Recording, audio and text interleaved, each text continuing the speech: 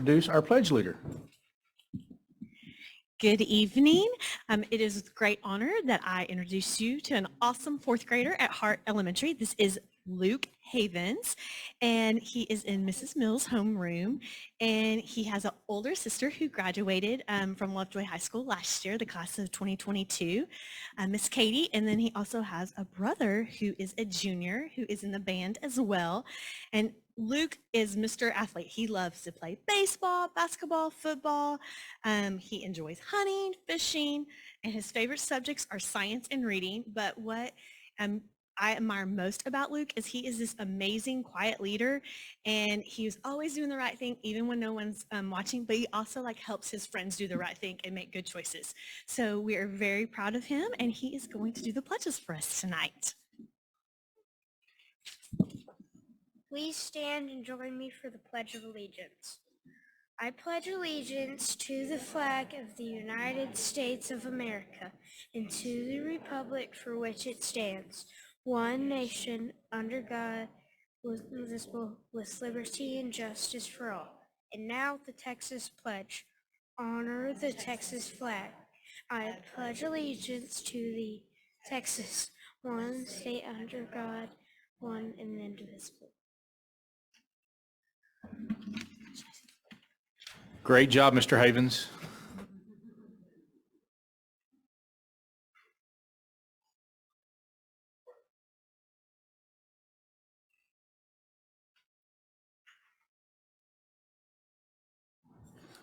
All right, Mr. Parker, item 6A, staff recognitions.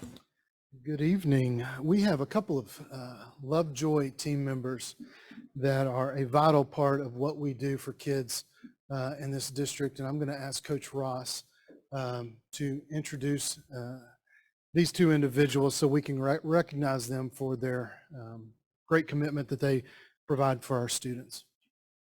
It's my honor to do this. I need Carly Littlefield, Logan Kelly to come up here. I've already talked to him. I said, is it okay if I just bring you guys up here together, because they're such an incredible team that it's really fitting that they've won this award together. I think some people don't understand that they won this separately. So these two right here were the district coaches of the year, and then they were the regional male coach of the year and female coach of the year, which immediately nominated them for the first ever state coach of the year.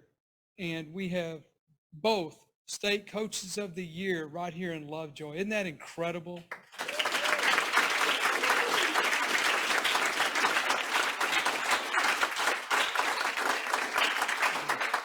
I reminded them they're not done, because now they have both been nominated for National Coach of the Year because of this award. And their teamwork, everybody, we see what their kids do, their phenomenal success that they've had in cross country and track as well.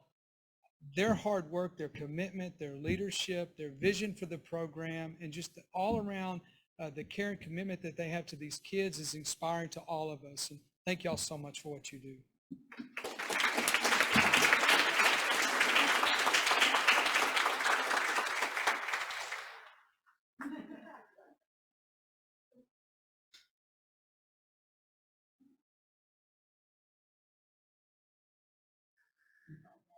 If they both win the National Coach of the Year, we may have some questions that we have to answer.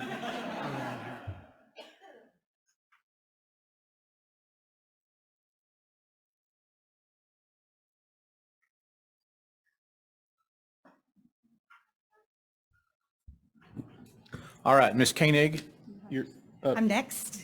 up next with introduction of new hires. Yes, we have some, I think we have about four of our new hires here today, and we are going to honor them first with a pin, because we're welcoming to Lovejoy, and this is the next chapter of their life that they're going to be writing while they're here. And of course, also with an apple, a caramel apple there, as it also is representation of education. So I'm going to ask Courtney, would you come up first and introduce yours? Yes. And I believe you have a silver star too, don't you? Yeah.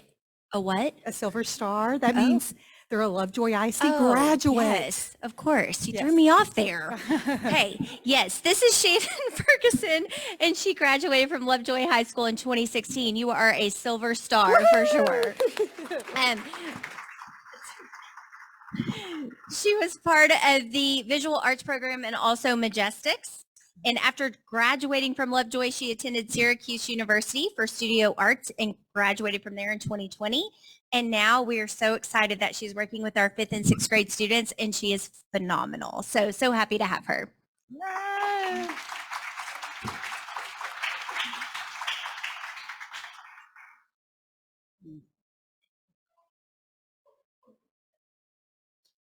And Dr. Zambezi.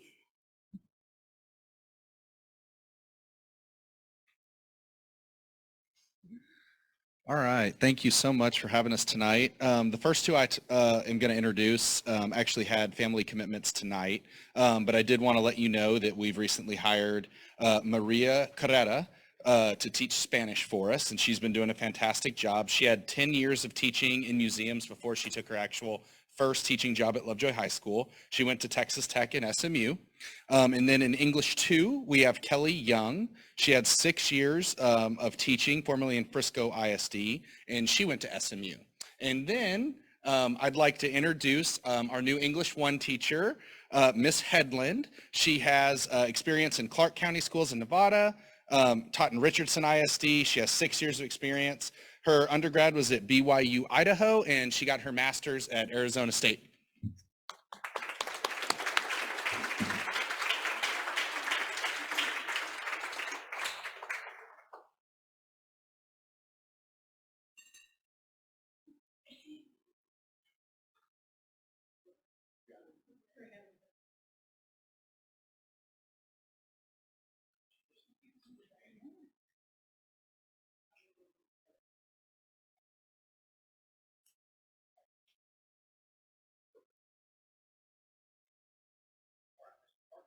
I believe the cue is that you're up now with student recognitions. I am. As you know, in Lovejoy, we recognize any student groups who compete at the state level or above.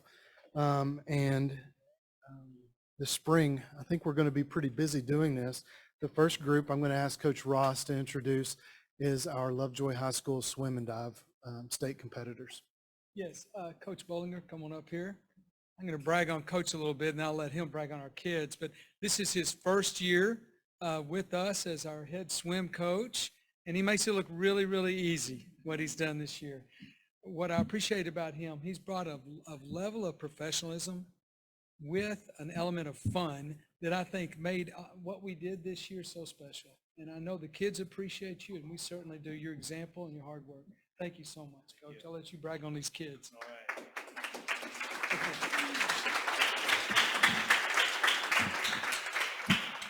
I'm just excited here to be able to brag on all my swimmers. It is awesome to be able to be here and honor them in this way. Sadly, my diver, one of my girls at the start of the show, can't be here tonight. Maria Ferraro is a 2-time state champion now, and that's absolutely amazing.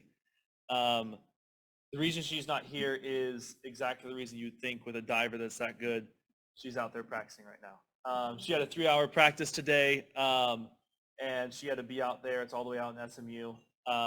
Club season's about to start for her, and she's getting ready to compete. So I'll hold on to this award for her, but rest assured she is a very dedicated diver. She knows her craft well, and she is super pivotal to how the team works at meets. As for the swimmers who are here today, first I have Ava Easley. Ava is one of my sprinters and my backstroker. Yes, one of my backstrokers. She is one of the most precise swimmers I know.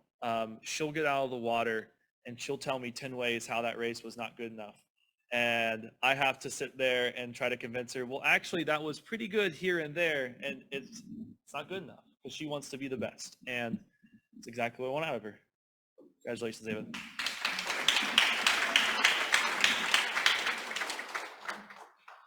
Julia Stahl is next on my list here. Julia is one of my seniors. and one of my captains. We're voting for who the MVP of the team was. And I explained to the team that the MVP isn't just someone who scored the most points or someone who just was really, really fast. It's also somebody who is so pivotal to how everybody works, how everybody functions on a team, that they need that person. And Julia has been that person this entire season. She's a great breaststroker. I would say on the girls' side, she's my most versatile swimmer. It's a shame to lose her, but she had a great season. Congratulations, Julia.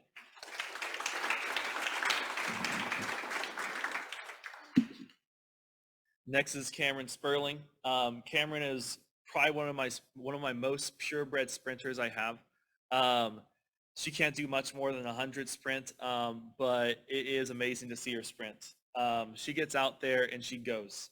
When you see her lock in, for sure, you can see behind the block, you know she's about to have a good race. She started off this season, I think, with a little less fire in her belly than she had in previous seasons.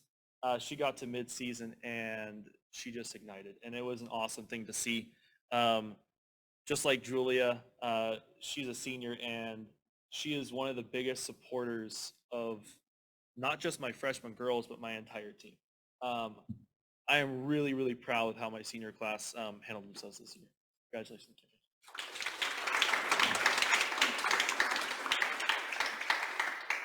Kim. Last one of my girls is Grace Hugh.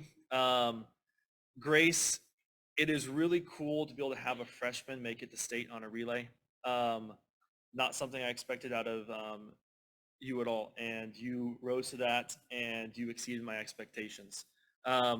Grace is a little more quiet. She takes a while to get comfortable, but she is one of the best flyers I've seen at this point in someone's career. She's right where she needs to be. I know she wants to be better than she is, and I think she's 100% capable of it. Congratulations, Grace.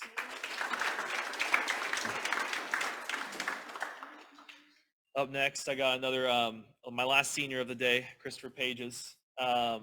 Chris is the most talented sprinter I have seen for a long time. It's really cool to watch him just get up and go. He was sick a lot this season. He was sick at state, most likely. Still not sure about that. But at regionals, I think I saw the best Chris I've ever seen. And at state, he was as fast. He went all season going, I guess won't get into like time-wise, but he was going a specific time all season.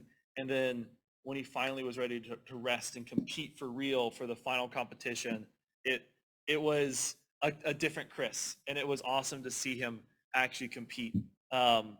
Chris, you're more than just a sprinter for the team. You really are probably one of the funniest guys on the team, and you keep everybody happy. Even when you're annoying people, you're keeping them happy too. So congratulations, Chris.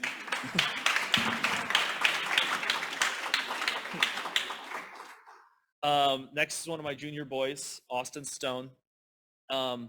Austin he's a backstroker that I thought was a certain speed the entire season. When we got to regionals, all of a sudden, a completely different swimmer appeared, and he was now someone I think who's probably going to be a state qualifier next year for backstroke. It's awesome to see a kid commit to something and see their work ethic grow throughout a year, and see them progress along with it. Not to say Austin was slacking at the beginning of the year. That's not true at all. He's been a hard worker the entire time. But I've gotten to watch him bond with the lower classmen, kind of guide them on how to work hard, and an honor to see. Congratulations, Austin.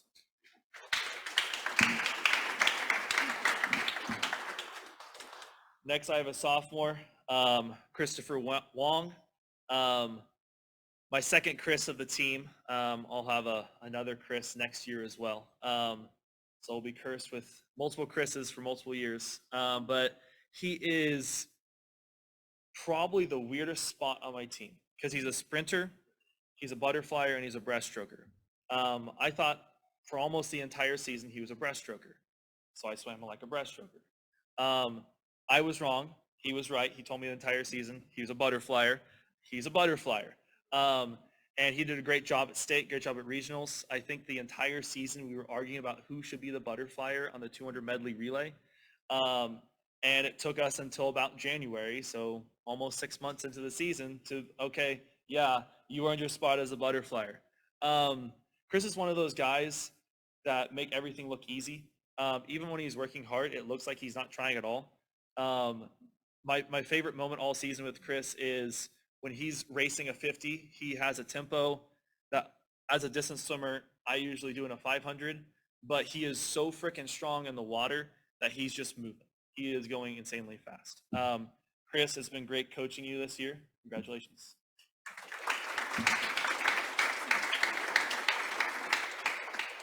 Last but not least, I have another junior, Grant Hugh. Grant is one of the fastest versatile swimmers I've seen. Grant got second at state in both his 500 free and his 200 free. He got school records in both of them as well. The craziest thing about Grant is I could put him in the 200 free and the 500 free and he'd get second place and get school records. I could have put him in the 200 IM and 100 breaststroke, and I think the exact same thing would have happened. They're very different events, but I am 100% confident that he could have done just as well or better. It's very rare as a coach to look at a swimmer and see that they're good at a lot of things and not know which thing to put them in. Grant's at a level where really he can decide what he wants to do. It's already decided that he's going to swim in college, that he's going to get a good scholarship. But the question is, how much farther can we push it? How much more can we grind? And Grant's one of those guys who's not afraid to do that. He's extremely talented, and it's been a great season with him. Congratulations, Grant.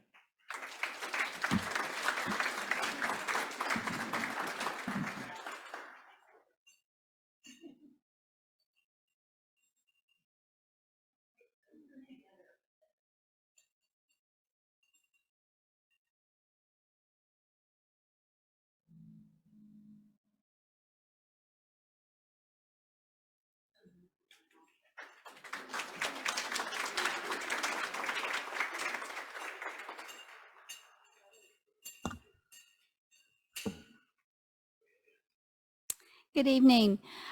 Dr. Zambezi and I had the distinct honor tonight of recognizing 7 of our LHS students who have achieved the honor of National Merit Finalists. So I'm going to hand it over to Dr. Zambezi as he gives you a little bit more background on this award and what this means for these students and a little bit more about what they're involved in at LHS. Awesome. Thank you so much. And I think we have everyone who's here tonight, but if you're a National Merit Finalist, we're starting a line right there. All right. Good evening, Mr. Owens, Board, and Superintendent Cordell. I have the distinct privilege this evening of presenting our Lovejoy High School National Merit Finalists. These students represent 7 of the 15,000 students nationwide who have advanced to finalist standing. This journey to National Merit Finalist officially began back in October of 2021 when they were juniors. Although I can tell you it began well before this time with solid academic instruction, strong parent support, intense study, and test preparation. Listen to this. Of approximately 1.5 million students, they stood out as high scores on the PSAT National Merit Scholarship qualifying test. They were identified among the top 50,000 for program recognition, then the top 34,000 for commended student, and then one of the top 16,000 students to earn National Merit semifinalist standing. The students then submitted an application, essay, school-based recommendation, and verified their high academic standing, as well as took another test, the SAT or the ACT. Fast forward to February of this year, 2023. Each of these students received notification that they have advanced to finalist standing and are in the running for one of over 7,000 scholarship awards through National Merit. Students may earn $2,500 National Merit scholarships, corporate sponsored scholarships, and college sponsored scholarships. And so again, When we started with 1.5 million, the students that you're about to hear are the 7,000 finalists. So pretty amazing. And I have the opportunity tonight to say all their names. It doesn't look like all of them are here, but 5 of the 7 will come up and take their picture and get their certificate. First off, I don't see him, but the first one that I'd like to recognize is Hamza Ahmad. Next is Lauren Duman. And then we're about to go 5 in a row because here comes Austin Gonzalez. Let's give him a round of applause.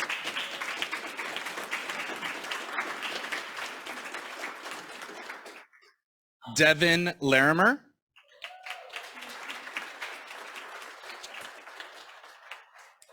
Connor O'Dowd.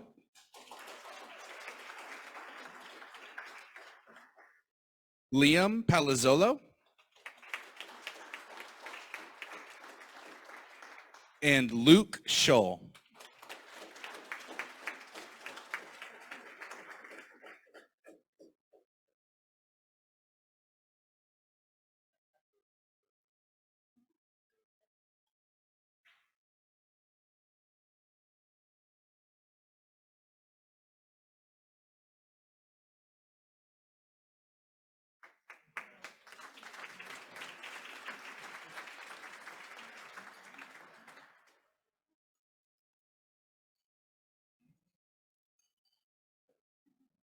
Great way to start the evening. Thank you all very much. Next up is item 7, public comments related to agenda items. And I think we have one public comment tonight. Is that correct? Yes, sir. We have Miss Alice Robinson. If you could please step over there to the podium.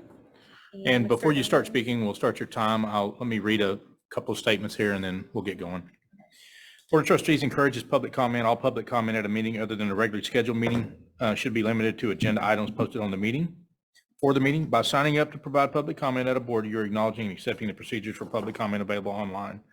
Any individuals seeking to speak during a public comment session should arrive up to 15 minutes prior to the meeting and fill out a comment card prior to the designated start time provided on the meeting notice. Public comment cards must be completed in entirety with accurate and truthful information. Each individual will have one opportunity per meeting to share their comments with the Board of Trustees, not multiple opportunities per individual agenda item.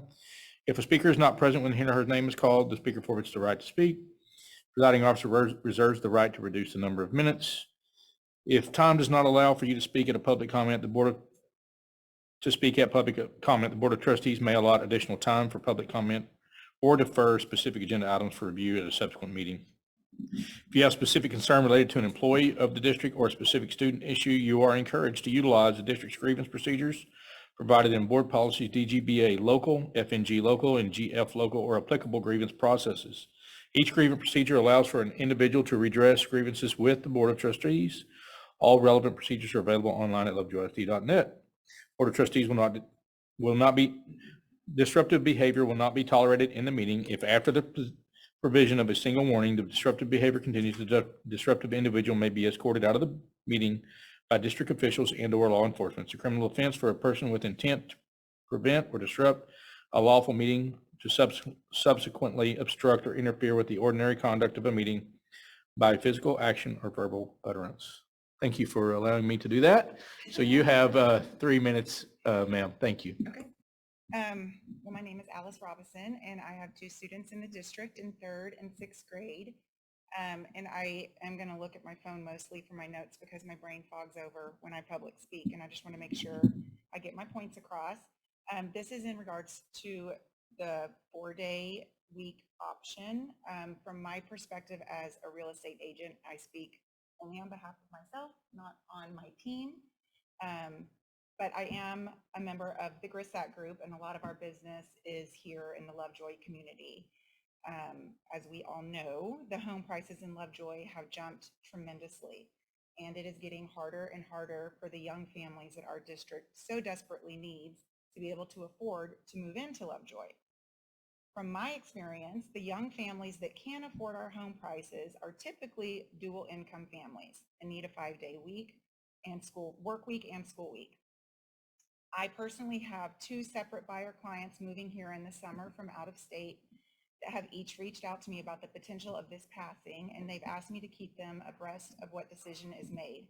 In both cases, they have told me that if it passes, they will look in South Lake instead.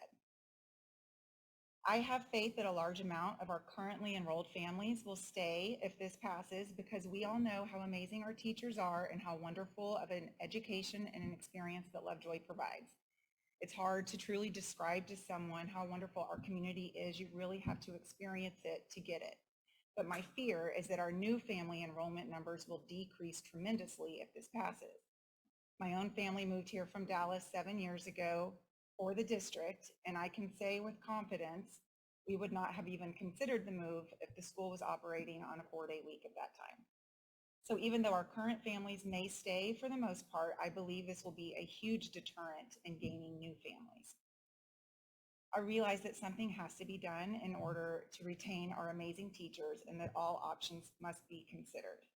This option may keep the teachers happy in the near term, but I do not believe it is what's best for the students, the families, and the long-term future of our district. Thank you very much.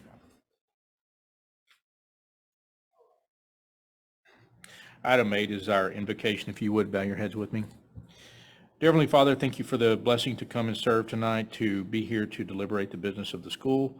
Lord, we lift up our children, our teachers, and our families, and we pray for blessings upon each of them, for their safety, for their health, and their well-being. Please bless us with wisdom and discernment, and help us to make great decisions tonight on their behalf, and just watch over us. In Christ's name, amen. All right, item 9A, notification of new hires. Ms. Koenig, in our packet. Yep, same for resignations as noted in item 9B. Item 10 is our consent agenda. Does anyone have anything they need pulled for review tonight in the consent agenda? Yes, I had a couple questions. Okay. One of the first items is the minutes from the January 23rd meeting where we approved the innovative course, but it looks like another item in the consent agenda is to also approve the innovative course for drones. Yes, there was an issue on the agenda. It was listed on the agenda as presentation. So exactly. So we want to make sure that we are technically correct. And so we've brought that forward again. And then could I ask then if does this involve hiring another teacher to do this course? I'll let Dr. Tinsley and Dr. Zambezi address. No, the we have a resources. current teacher that is teaching engineering that's going to be taking on this course. I'm sorry, I have another one on the budget amendments.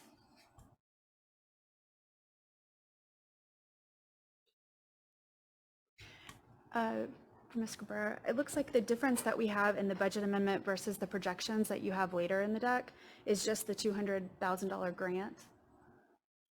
Is that something we're reflecting in cash later in a projection, but we're not changing the budget for? That is correct. We are not changing the budget in budget amendment number 2, but we will have a budget in amendment number 3. And of course, the impact of fund balance will be 0 because we'll have the revenue coming in as well as the expenditure going out. But you'll see that next month. Okay. Last question. Does this budget amendment fully reflect our current enrollment and our current scholar numbers that we know today? Or are we still kind of hedging our number there to make sure that we don't go over? Ms. Koenig might be able to ask about the Lovejoy scholars, but this budget amendment reflects what we physically have received in our general ledger in the bank as of the end of January. If there are no other questions, I consider a motion. Approve the consent agenda, the items presented in the consent agenda. Okay. So moved, Marvin Bobo. Second, Jason James, all in favor? Aye. Opposed? Thank you. All right, item 11, consider an act on use of bond funds for capital assessment and planning. Ms. Cordell. Absolutely. In front of you, you have, in the board book, have a proposal for us to partner with PBK to begin a capital assessment process. This is part of that capital work that we have talked about coming this spring. We believe that this will be a very important step to understanding our current state and then planning forward. The information that we gather through this process will also be very helpful for our capital planning committee, which involves parents, community members, and staff that will convene later this spring. I can answer any questions you might have. I think my only question was, we can use bond funds for this type of evaluation? We can use bond funds for this, and that was something that Deb Cabrera recommended as we were strategizing this component and certainly looking at our finances and how we could make this happen in the most advantageous way for the district. And based on our prior conversation, it looks like you negotiated them down a little bit. Thank you for noticing that. Yes, I did. Good job. Consider a motion for approval. I motion, oh, go ahead. I motion that we approve this recommendation as presented. So moved. Julie McLaughlin. Second, Ann Smith. All in favor? Aye. Opposed?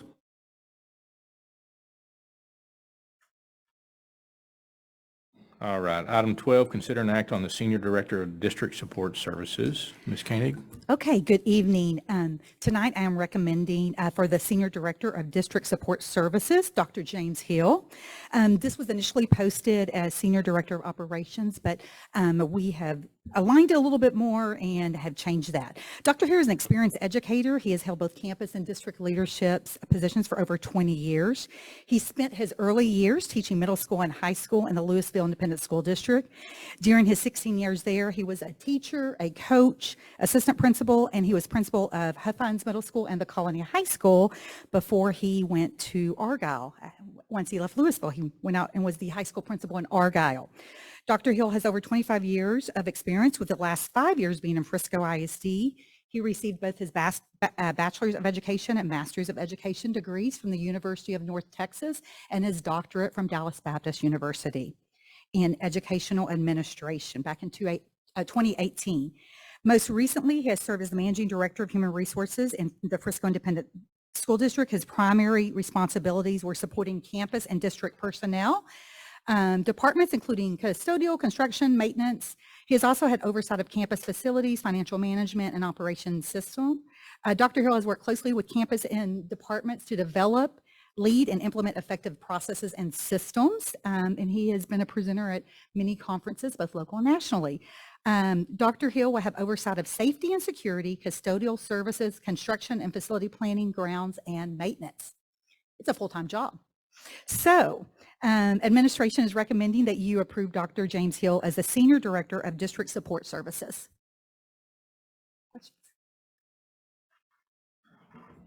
Questions? Dr. Hill couldn't be with us tonight. He was out of town.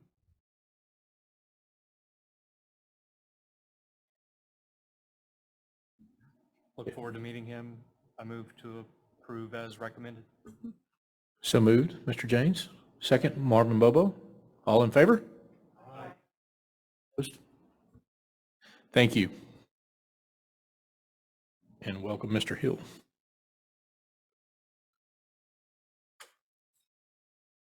Item 13 is consider an act on the resolution authorizing the Collins Central Appraisal District Chief Appraiser or other employee of the appraisal district to act as agent in regard to filing a protest against the comptroller's 2022 property value study for Lovejoy Independent School District.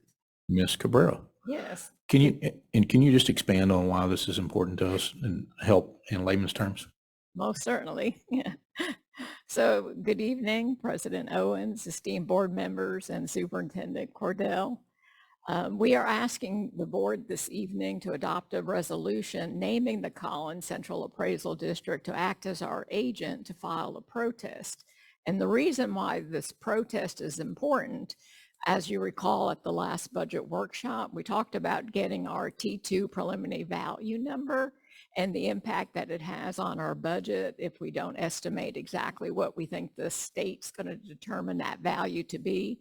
And that's based again on the central appraisal districts submitting those values sometime at the end, around the end of November on behalf of the district.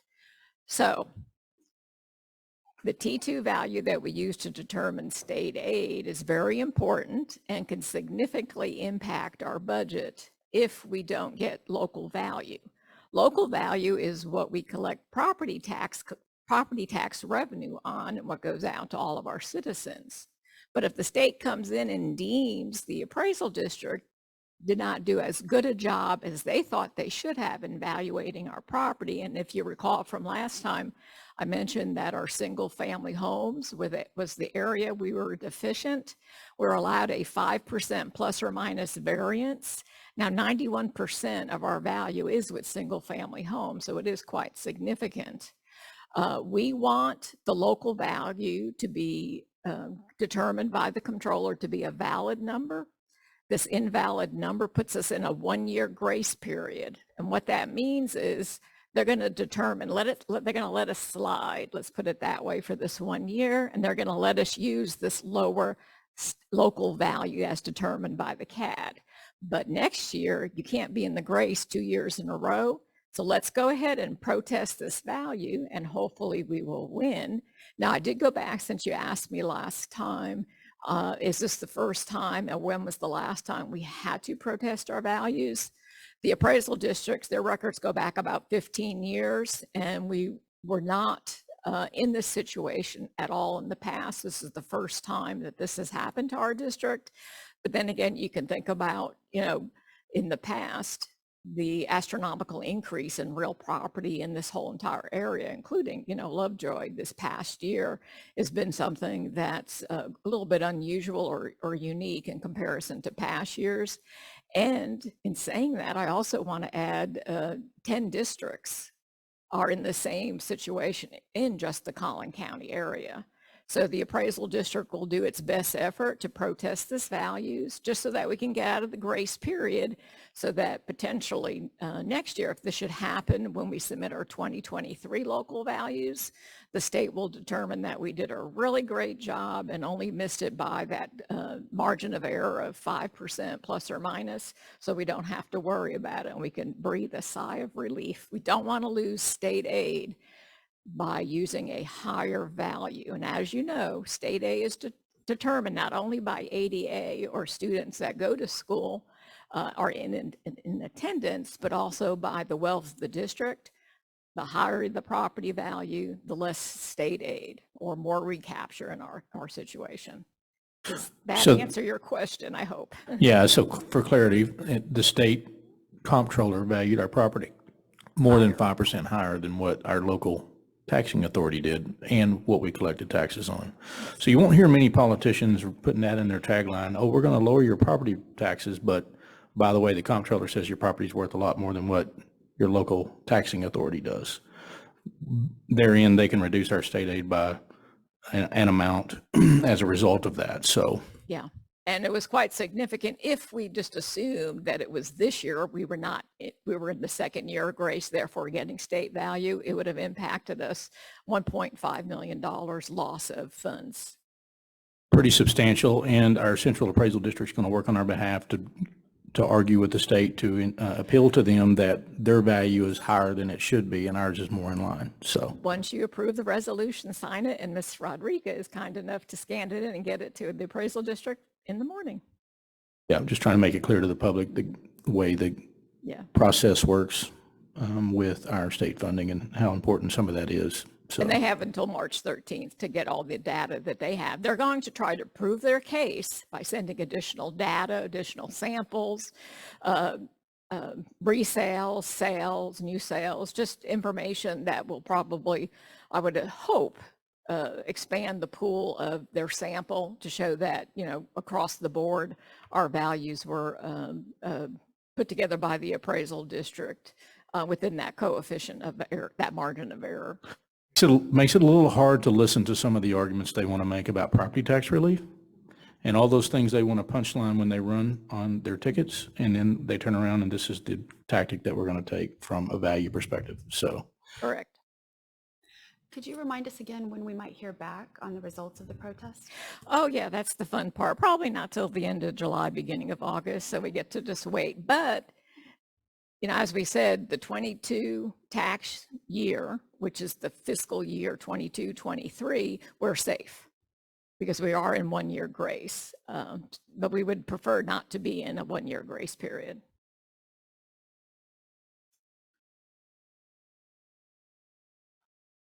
Other questions? If not, I entertain a motion.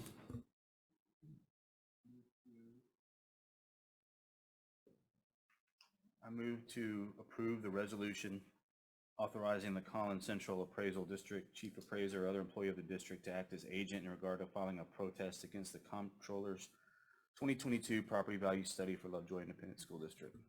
Well stated motion by Jeff Wood.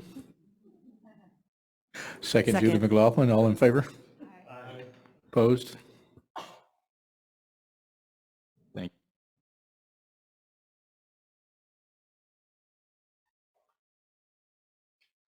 Consider an act on the general election contract for election services and the joint election for May 6th, 2023.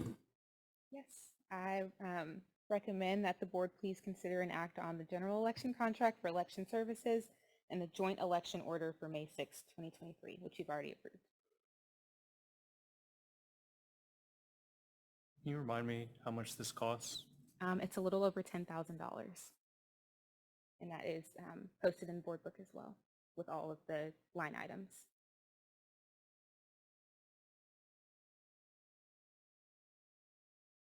Entertain a motion.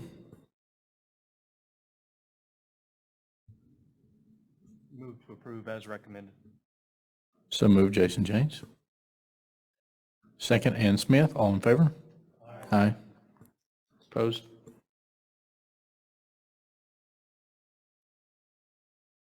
All right, item 15 is going to be struck from the agenda tonight. Moving to item 16, celebration of learning, Dr. Tinsley. Thank you. This month, we are spotlighting the Sloan Creek Intermediate School staff, and this is our science team, and we have a very special presentation tonight, and it's related to fifth grade camp, and I understand maybe we had some folks in the room that maybe attended this fifth grade camp at Sky Ranch. So I'm honored to introduce Ms. Halpin and her team.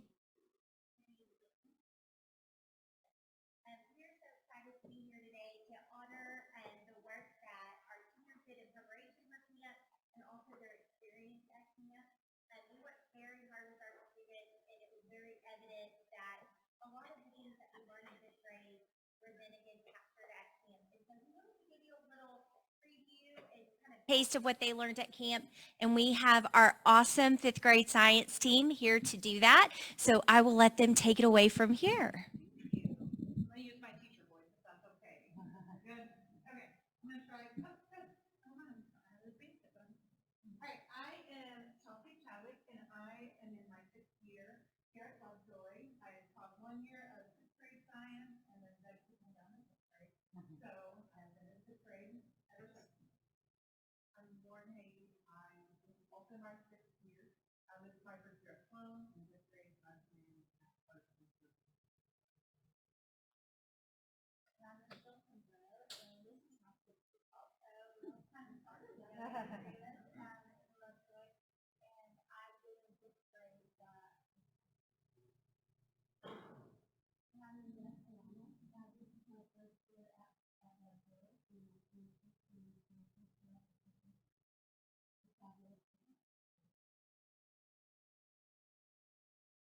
So we got the amazing opportunity to spend a few nights at Sky Ranch.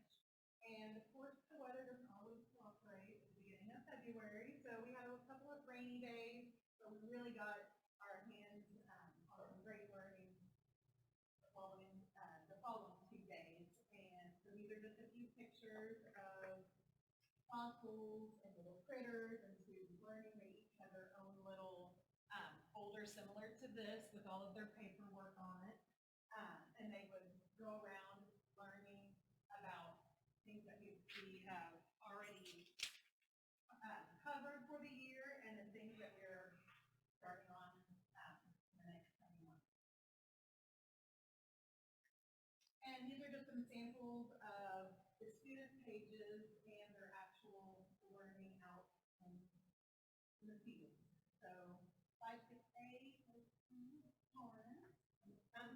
it was really cool just to see how all the different examples really came to life in a hands-on experience. So at one point they got to talk about friction and gravity, and then their forces, all the forces, and then the forms of energy that tied in with that. And they were given different criteria and when they got to actually come into play and experience it, and also really cool. They created a Mr. Facility, and there were two groups. One group had to create a data head that would really get to the end of the zip line the fastest, and then vice versa. Another group had to figure out a way to get there the slowest, and they had to stop off. So the group effort, and they were given a bunch of materials, and it was their job to come up with how that would work. So it was really cool to see some of the life. And then the other one was forces, like they were given four different groups, and then they created rockets. Each rocket had a different, they had to create something different. So one, the job was for it to explode. The other one was for it to go as far as it could go or as short. It was just really cool to see the kids come together, work as a group, and awesome.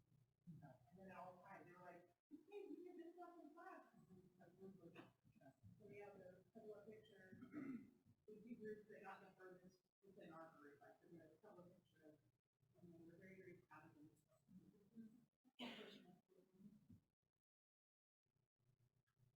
And on the 5.7 and special activities, well, 5.7A has to do with the exploded rockets that led to the damage and rocky practices.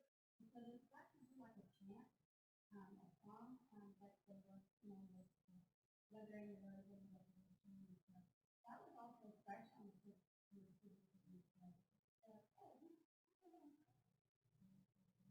then also the other one is the landform. So there was like a thing translate, and it was like about two, and it seems like the depth of landform, and how different landforms and the conflict, wind, water.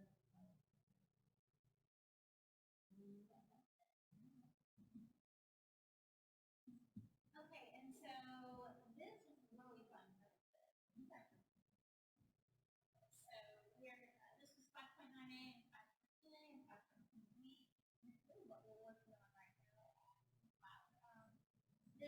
They got to see and touch a bunch of different critters, the bearded dragon, the pancake tortoise, all of these are actually there, and they've got to look at function, their habitat, and there's a lot of new words too. Like over here was about structure and function of the dog, or I'm sorry, the teeth, different, they had skulls, and they were like big, and they were teeth, and the structure of the teeth has to do with, what they eat and everything.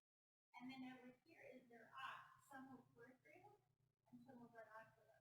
So they learned that those, where their eyes are also have to do with how they look in the environment. And this is really cool. That was, that's the bearded dragon they got to see. This is snake. And over here were some more mammals. This was swallowtails, the reptiles, and the mammals. And also some so it was the same thing where they did the structure function, they did the environment, they did now that's what we're doing. Actually, they did. They gave them a great pre-star. All like that. Okay, we're doing this. Okay. So in my classroom, I have the ones that are somewhat similar are the leopard gecko and the crested gecko. So we're going to kind of incorporate this in not only the structure and function, kind of their role, and we created this, and we're going to end up using this here in the next week or so. Will this be graded? It will be a major Yeah. grade. Excellent.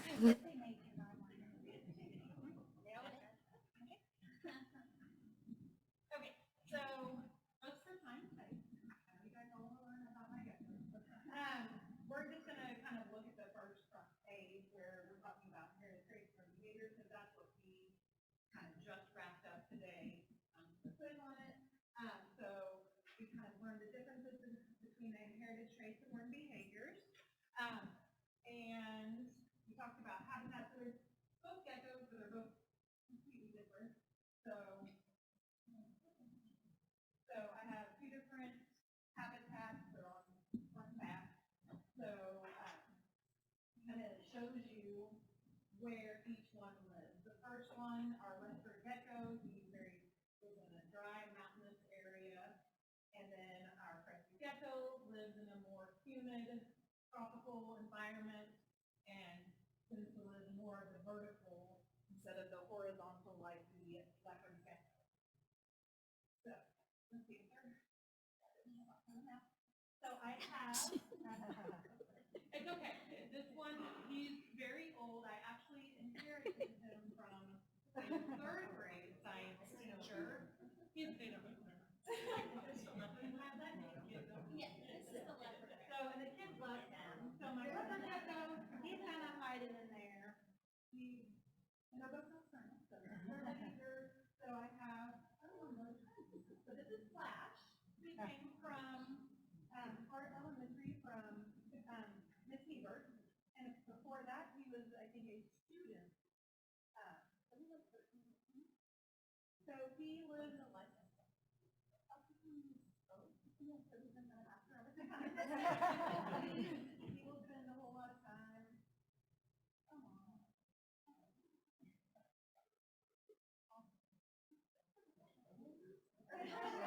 He's like, I'm usually in the dark, quiet room. So he, what am I doing? Learned behavior, inherited traits. So he inherited his awesome camouflage. He also has toes with claws on them, which most geckos do not, because they have, and I'll show my other little guy, they have little hair on their, like, almost like hair type structures to help them climb on these smooth surfaces. And he has a little food bowl in his normal aquarium that he knows that's where I'm going to go find food, so that is going to be his learned behavior. The kids absolutely love him. He has a pretty good sized aquarium. Sometimes he get out, they go either because he's playing hide and seek with them. So, and it's really cool. You know, it's not your phone hard, but he has this very thick, fat, kind of fatty tail. And so he uses that as his backup for if he, I mean, he could go months. An adult can go months. So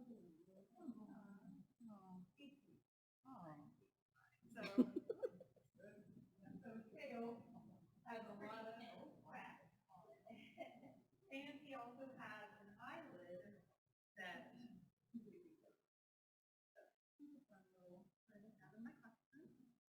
and then I will introduce you to another gecko that looks completely and totally different.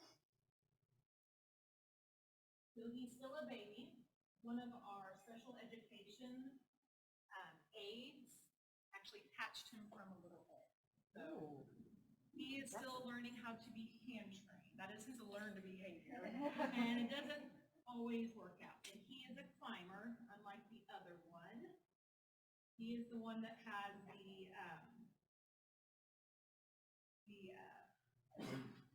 sticky feet, and then he also has a partial freedom to it. And if you notice, he has the little ridges on his yeah. And they go not agitated. So his toe is a completely different function. He's kind of wrapping it around my fingers to help climb. And when you see his toes, have a little hair like that on them. And the pretty cool thing about him is that he has a transparent fiber. So he doesn't have natural eyelid. Other thing is Dash, because you got him. Go with Flash. So kind of how she did this, but kind of how it was. They would bring it in and go out and talk about it.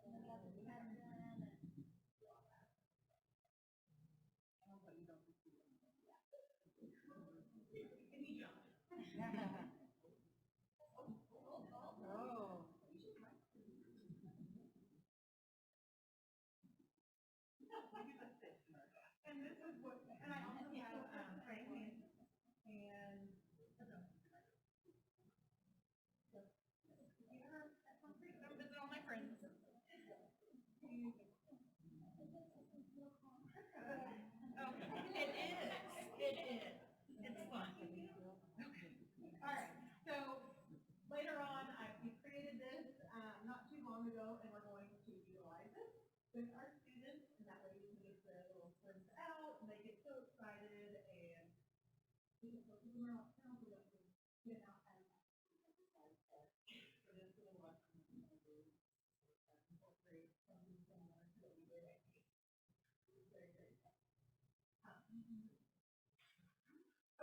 so I'm sure you've heard all of the stories about all of our fun, crazy, viral things. This is our first year, we had a lot of learning to do. We just had an amazing time. The weather and all of the other things that we couldn't really control. Unfortunately, I did not get to see this. I got to see the video, and I'm sure many of you guys did, but we wanted to share the video of the fish. As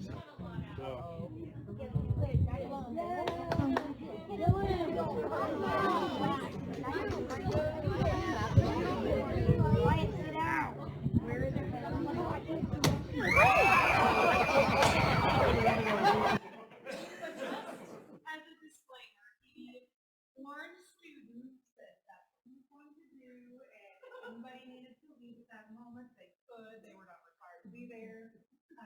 But he was very good, very educational in the way that he was presenting the information. But he was, didn't he? He knew what he was supposed to say, but yeah. That was intended to knock the fish out, correct? Is that what he said? Okay. Yes. It was just showing the kids what you would do if you were going to fillet it, or process it. You knock him out. Yeah.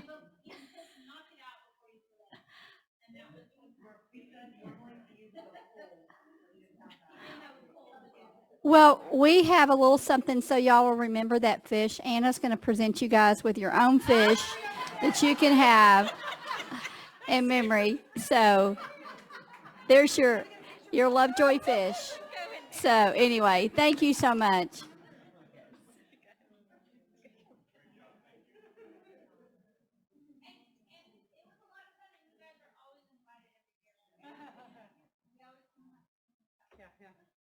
I've been 2 years in a row. I might retire. Yes,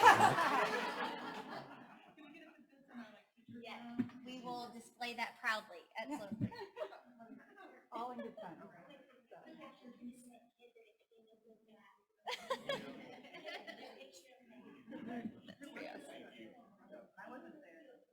We did not get to see it. Our groups did not get to go fishing.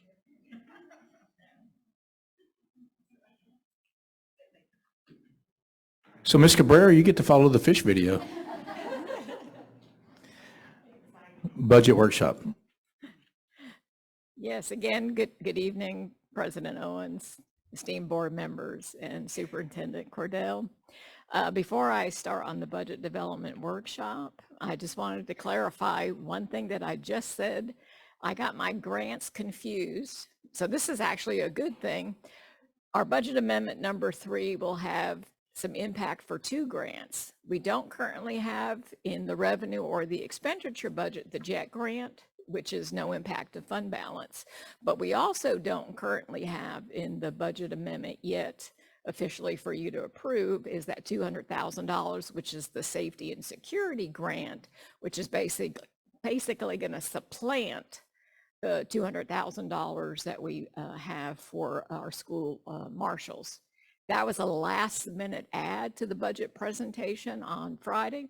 So it did not get in the budget amendment. So we'll shore that up in a minute, but I just wanted to get out that error out of the way. So this evening on the budget development workshop, we have a tag team effort here, and I'm going to start, and then we'll talk a little bit about compensation and salaries and turn it over to Mrs. Koenig, and then Mr.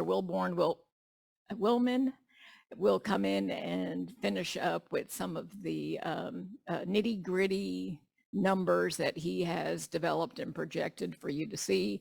And tonight's, we're going to mostly concentrate on things that are different or updates from the last budget and just kind of develop on that.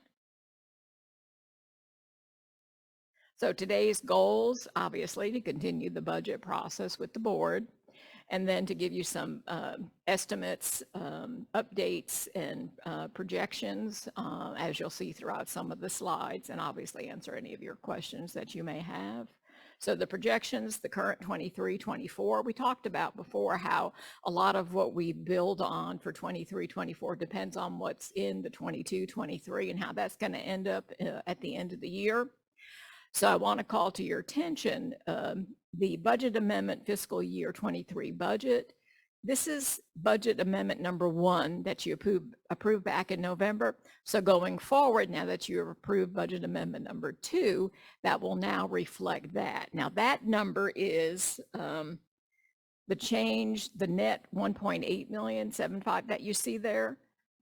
That will now go to 2.817 that you've just adopted tonight. And then on the number 3, we will get you to this new projected year-end number of $3,017,523. The difference between that number and the question that you asked is this $200,000 grant. So the first half of the slide shows the change in projection to the fund balance that we're starting with. And that is made up of the ESSER grant. We're supplanting and using some of those dollars for what's in our current budget. So we'll have to shore that up, with you as a payroll savings and bring that forward in the future. And then the $200,000 for the grant that we're going to use to supplant again the marshal salaries. Now remember, these grants are a one-time fix. So going, forward, we need to be careful when we work on our budget to know that we don't get into that funding cliff situation. And then we did amend the budget this evening for some of the revenue fees that we've recognized and talked about, transportation, the Lovejoy scholars, the rental being more than what we had originally budgeted. So to take this, forward, we'll be starting the year with a positive increase in our fund balance. The beginning fund balance of $10.9 million is now projected to be $13.9 million at the end of this fiscal year, or basically 130 days of cash on hand. So some of our current challenges, and still continue to be some of our current challenges, is retaining our Lovejoy ISD legacy of excellence, looking at teacher staff retention, recruitment, and support, and also responding to some revenue challenges.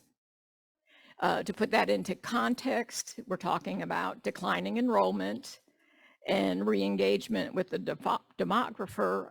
We are keeping the same 4,050 enrollment figure. There was nothing on his update that would cause us to believe that we should adjust that number at this particular time. Of course, obviously the legislative session, the last date to file bills will be March the 10th. So then we'll know everything that's on the table, and then it's just the I wouldn't say fight, but the bargaining between the Senate and the House on some of these bills that deal with the same thing, but deal with it in different contexts. I'm talking mostly about the basic allotment and the drive for better salaries for the teachers and staff. And then, of course, the increased property values. And as you know, or if you've heard, the amount of recapture that's going into the state has almost, doubled since 2019. I think it's up to $5 billion. And what that means for the citizens at home is a lot of the money that you pay in your local district for taxes, we land up writing a check to Austin, and it goes down there, it goes in their general revenue, and that's why it contributes to the surplus. But that doesn't necessarily mean that they're going to use that surplus on public education. So we're always got our eye on the legislative session, and are very hopeful that we will see some good changes this next biennium. The 23 budget priorities, again, is always looking and keeping in mind fund balance, because the way our state funding flows, we have to make sure that we have 90 days cash on hand at all times so we can make payroll, particularly in November before the majority of our taxes come in. Employee compensation, obviously a top priority and has been in this district for some time. Attendance, we built in a 95.5% assumption on attendance. So don't see any reason why we can't make that. But the better we have in getting that number higher, then the more opportunities we have for garnering state aid, unless they change it. And there are several bills filed first time to actually do it based on average enrollment or membership as opposed to ADA. We'll see how that goes. And then obviously I mentioned enrollment, looking at our enrollment trends. And then now this is the part where we will let the expert in compensation and salary and staffing take over. Mrs. Connick. This is the good part, right? In the budget, what we're recommending is we are recommending or sharing with you a 3% salary increase for all staff. That includes custodial, all the, everyone, teachers, aides. We're also asking for an increase minimum hourly in this budget rate to $15. And we have 35 employees that make below $15 right now, some as low as $10.65 an hour. So I think that is definitely a priority that we looked at. We were also noticed when we surveyed districts around us, we noticed that our contribution of district benefits was significantly lower. We actually surveyed around 30. We narrowed it down to about 8 or 9 around us. And there was, we currently contribute $225 to district benefits, and most of them around us was significantly more. There was just one other one. Some of them, so this would change it from $225 to $275 there. And of course, we, which I shared with you last time, just looking at supplemental benefits and seeing what we can do to help support teachers with supplemental benefits, making some offers where they were all actually coming down a little bit and providing more of a benefit for them. Okay. And as far as teacher salaries, ours are about $5,000 less than McKinney, right here up to the north of us. Our salaries are currently on our schedule. So I just wanted to make you aware of that. Also built into this budget is 5 special education teachers. We've already added 2 this spring. We added 1 at Hart and 1 at the high school. We're recommending 2 additional special education aides, 1 SLP, speech language pathologist, and 2 lead diagnosticians, so that we can have our diagnosticians more on campuses to support our administration kids and our teachers there. Any questions for me? Okay.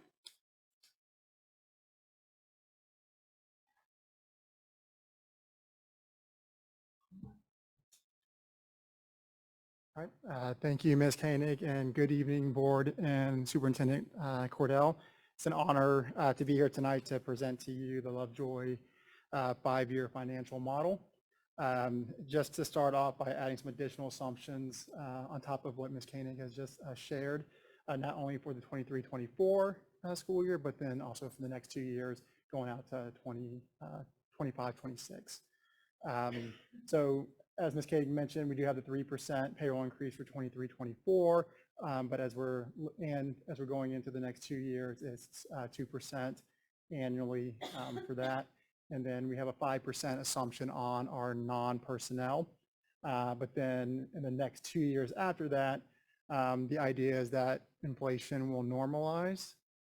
So we have a 2% in there, but we'll monitor that. And if we don't see that trend, we can adjust accordingly. Again, on the enrollment projections, we had adjusted for the 23-24, but based off of that adjustment, we've also went out and did that same assumption going out for the next 2 years. So in the previous 5-year model, you had seen kind of a stable enrollment, even probably growing a little bit, but in this one, you'll see more of a declining enrollment going into 2026. And then the big change that we implement in our assumption is that there is an increase to the guaranteed yield in the Tier 2 funding based off of meeting that threshold for equity across the state of the 96th percentile. So we're confident that they will increase that based off of statute. It could be plus or minus a couple of dollars, but we're pretty confident that that will happen. And then other budget consideration and kind of the financial impact of that, as Ms. Koenig has shared about the medical contribution and additional staffing needs and what that cost is there. But then also as we're looking at our declining enrollment, that we would be looking to scale due to that, but then also doing a deep dive into the program restructuring and eliminating and reorganizing some positions. When you look at those 4 items, you can see it's kind of a net neutral benefit to the org. And then as we're looking at the Lovejoy Scholar tuition, in the current year, we're well over $1 million. So we believe we can keep that going for the next 3 years, $1 million per year.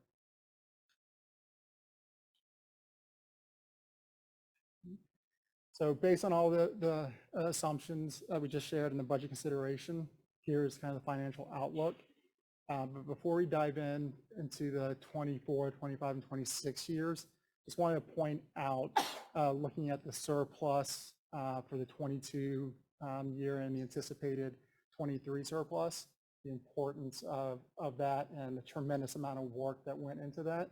So if you recall, in the 22 year, we had a budget it was pretty much a balanced budget, small surplus.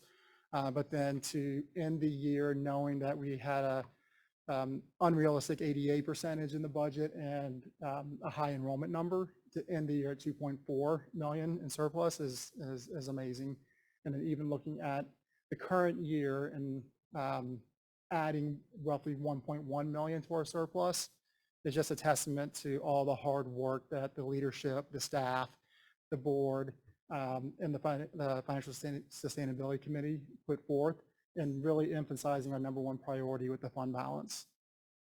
So since we prioritize that and we're anticipating it being about 130 days of fund balance at the end of this year, it kind of helps us support as we go out. As you can see, we have a growing deficit budget starting in 24 going into 26.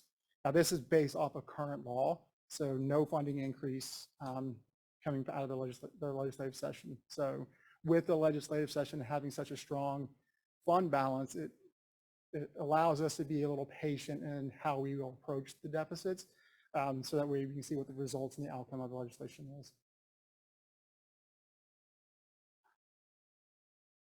So as we look at the kind of legislative updates, the bills are still the same that we had presented back in January. I've updated some of the numbers based off of the 6,700 and the bill for 7075 on the increase in the basic allotment. And then we were also provided a new template to be able to run some of those scenarios, because it's never a simple rate times quantity equals total revenue. We need a 100 worksheet Excel workbook to find out how we get funded for 3 years. So those numbers are updated based off of that massively insane Excel workbook. So when we look at kind of the 2 bills that are kind of proposing an increase in the basic allotment, we can see what that will do to our fund balance and days of fund balance based off of the 6,700 and the 7075. So as you can see here on this, the 6,700, we have 1 more year of surplus budget, and then in 2025, we have a manageable deficit to be able to get to a balanced budget. And then the overall 3-year contribution to fund balance is roughly $6.7 million to fund balance over the course of the 3 years, and it gets us an additional 55 days of fund balance in 2026, and gets us to 106. And then you can see obviously the 7075 gets us way more than that and gets us up to 135. But caveat this with, in this analysis, it doesn't factor in the things that we don't know, that there could be some unfunded mandates that will come through legislation. A good example of that is back in House Bill 3 in 2019, pre-K4. They mandated if you offer pre-K4, you have to do a full day, but they're only going to fund for half a day. So we don't know what they're going to do, so we're not factoring that in. So that could be something that could impact these numbers, whatever comes out of legislation. So as part of the increase in the basic allotment, current statute says that we have to use 30% of that increase amount in the compensation, and 75% of that has to be directed directly towards classroom teachers, full-time librarians, counselors, and nurses. So what I'm showing here is that based off of our current 3% compensation, which compensation is defined as both base salary and medical contribution, is that we meet that statute if they increase the basic allotment to a minimum of 65.50. Anything in excess of 65.50, we have to give an additional increase above the 3%. So when we look back at the previous slide, I've already factored that in. So in the instance of the 6,700 basic allotment, we would increase salaries by an additional $300,000 overall.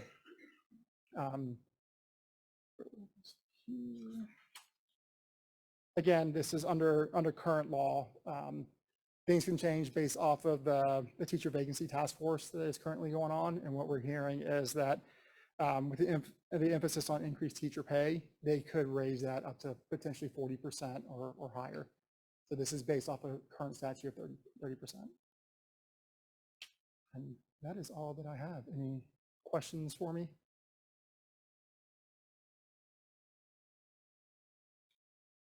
So your projections out in, I guess, 24, 25, and 26, the enrollment numbers are quite a bit different than what we had been presented previously.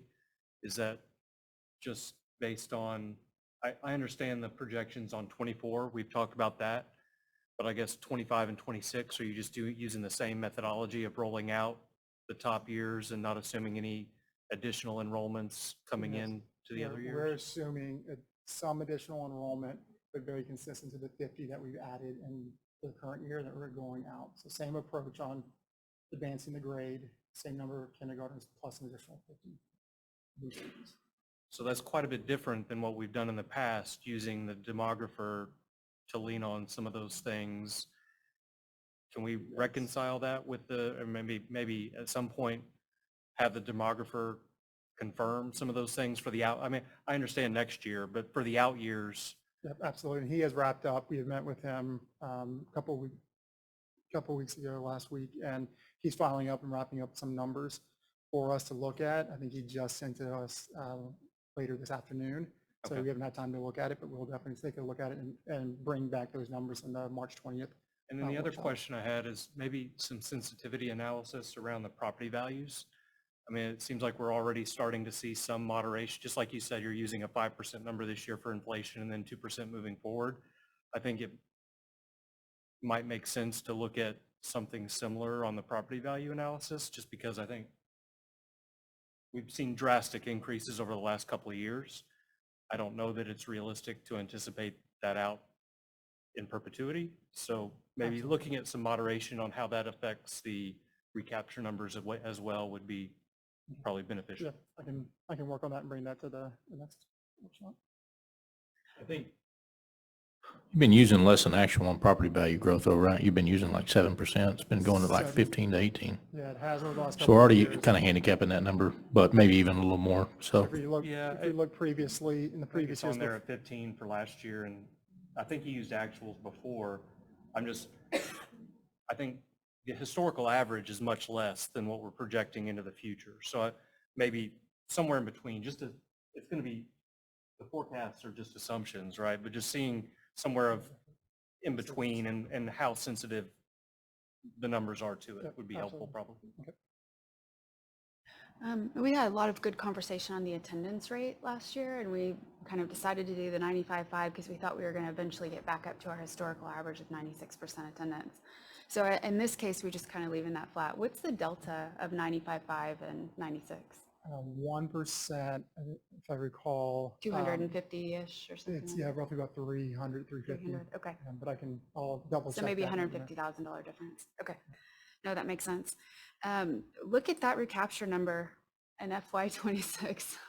Yeah. It's enormous. And so we're showing the impact of our rising property values, but our declining enrollment. And I think to your point earlier is that we're writing big checks, maybe potentially for our personal property taxes, but the district is turning around and writing that check back to Austin. Is that right? That's right.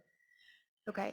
I was also really impressed to see the impact of the increased basic allotment and what's that doing to our fund balance, because that really does change the story almost completely in the outer year where we're going. So certainly want that. On your budget considerations, all of these items that you have here are in the budget. Is Yes, that ma'am, right? they are. Projection that you're proposing. Okay. And I should add, I don't think I mentioned this when I was presenting, on that slide, if you happen to review it over the weekend, the numbers have changed a little bit to now. I was only thinking about the staff that we're adding in the 23-24, not thinking about the 2 sped staff that Ms. Koenig presented that we added this spring. So I added that number back in. Can you reiterate what that contingency is? I know we've used it in the past, but then we got away from that. Now we're adding it back. Is that right? Yeah, we just built in a 1% contingency on the revenue just in case something happens, if enrollment falls, attendance falls, or we miss something and going through the budget process just for any unanticipated surprise. It's just giving us a buffer. Yeah, giving us a buffer. And that right now is about 380,000 annually. But we also have a buffer in the fact that our fund balance is above where we need it to be as well, right? Okay. So am I correct in seeing that over that 3-year period, that about 400,000 would be about $1.2 million worth of excess expense potentially, right? If we didn't use it? That's Okay. correct. And are there any other program-based priorities that have been included in this estimate? We've talked about the increased staffing, which I think is great, but are there any other program-based funding that you've specifically allocated for? No, we have not. I know that one, as far as the fees, we've vetted the numbers, wanted to really look at, I met with Kevin to really look at, because the numbers that we had provided were based off of current enrollment and current participation. So just trying to apply some factor that we know that, with our declining enrollment, and then what that would mean with the fees, that we wanted to have a really strong number that we'll bring to you on March 20th to be able to seek your guidance on how you want us to proceed with that.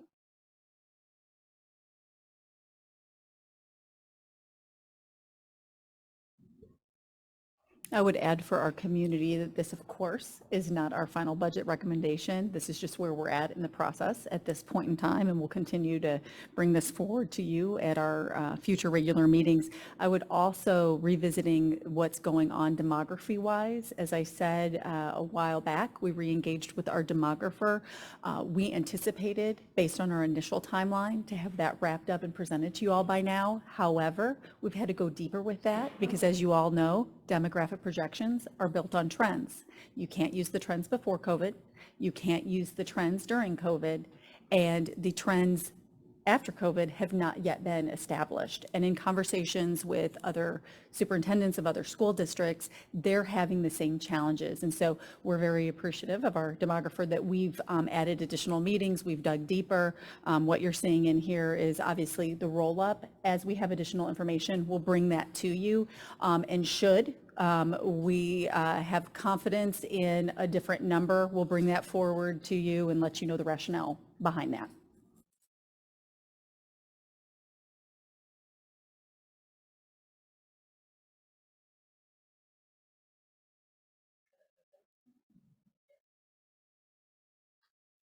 And I believe just the rest of our slides is just an update and reminding you of the timeline of the budget development, process, and then getting down to obviously the adoption of the budget on the June 19th of 2023 regular board meeting.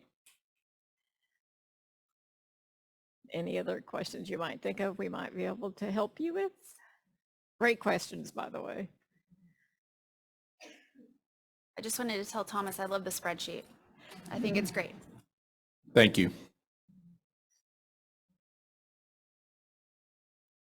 Item 18, we're going to hear an update from our legislative subcommittee. James, you go ahead and start us off on. So we've been busy. We've hit the ground running as a committee and started to put together some good resources. We expect that a website that's under development will be coming soon. There were 5 of us that went down to the Capitol on February 21st. Barrett, myself, Jeff, Katie, and Marvin were down there. We were able to meet with several legislators while we were down there and had some meaningful conversations. This was the first time in a long time I've spent any time in the Capitol, and I didn't really know what to expect. So it was a good learning process. But we were able to meet with quite a few legislators and start some good dialogue that hopefully will be good for the district as we move through the legislative session. Coming up, we're going to continue to review what bills are filed. We mentioned we're going to be launching a website. Some of the things to expect. I know a lot of people are anxious around how they can help, how people can get involved. Really, if we go to the next couple of slides, let's turn it. So there are pictures of some of it while we were down in Austin touring the Capitol. The chief of staff of Representative Noble, she's been down there for 20 years, and I asked her how long did it take for her to figure out her way around the Capitol. She said a good decade. So we got lost a few times, but we found our way eventually. So we were able to meet with Senator Paxton and Representative Noble, and one thing I would say, there are people we could start reaching out to. People in the community could start having conversations. One thing we recommend would be maybe sending them our district priorities that are on the website. That's something that you could take a look at, things that are important to us. We've already mentioned the impact of increasing the basic allotment. That'd be the one thing that would have the most impact for us if we could have that accomplished. So imparting on them the importance of supporting legislation that could increase that basic allotment. These are our primary people that we could talk to, but I think Jeff's going to talk about some of the other people on the various committees that we could also be reaching out to, but these are our representatives. So developing those relationships would be important. We've tried to start that process as a board, but continuing to do that, that'd be the first step with the community to be able to reach out to them directly and talk to them about our district priorities. I do expect that we will have specific times where maybe a certain bill is in committee, or as we learn about which bills are getting further along in the process, that we might have calls to action, specific times for the community to get more involved on a specific item. We're going to be communicating with you directly as those times arise. So in the first part would be just starting that conversation, reaching out, talking to them about our priorities. As we find more specific items, as we monitor these specific bills that are ongoing, there will be more times that we give you more specific action items.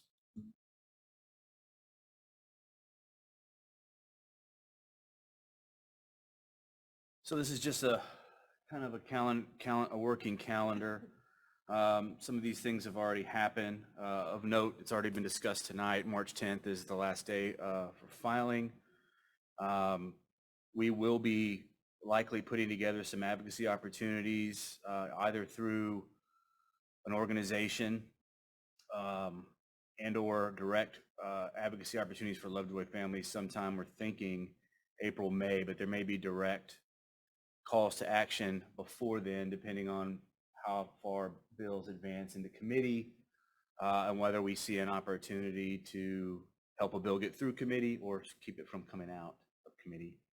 The legislature wraps up May 29th, but realistically, I think the last two sessions have ended up in some type of special session that went into the summer.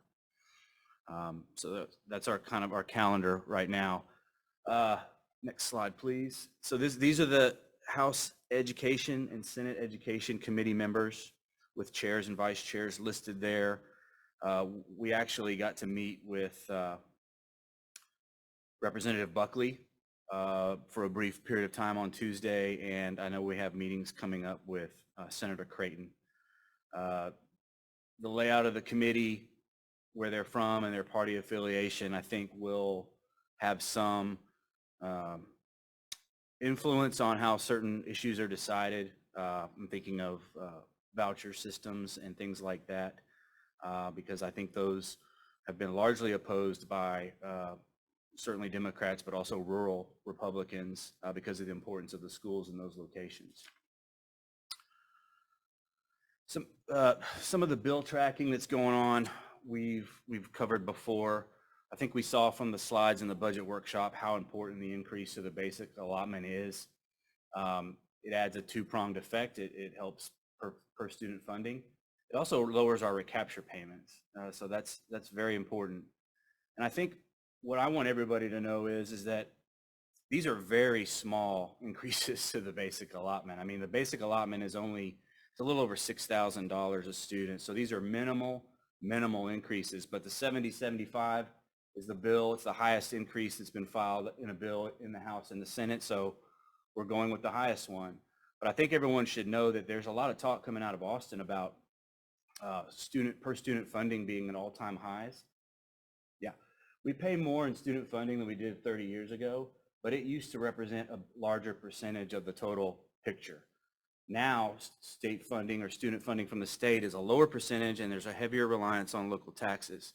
And that's a trend that's been going on for 30 years. So there's an organization called Just Fund It Texas that has some good facts and talking points on basic allotment. Texas ranks 48 out of 50 states in the nation on per student funding. That surprised me.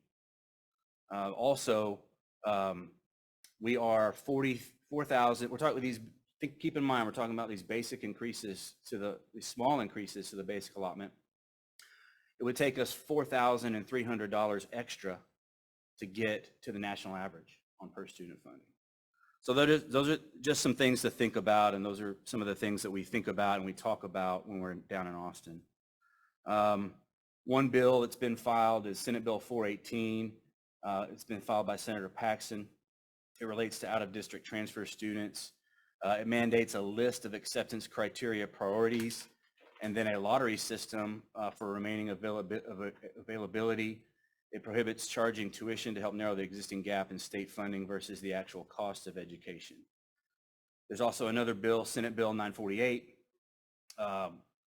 which relates to permissible uses for the school safety allotment and creates a mental health allotment. It essentially removes mental health services from the school safety allotment and creates a new allotment for mental health services, a minimum of $100,000 allotment, but some districts that have greater than 50% educationally disadvantaged students would get more.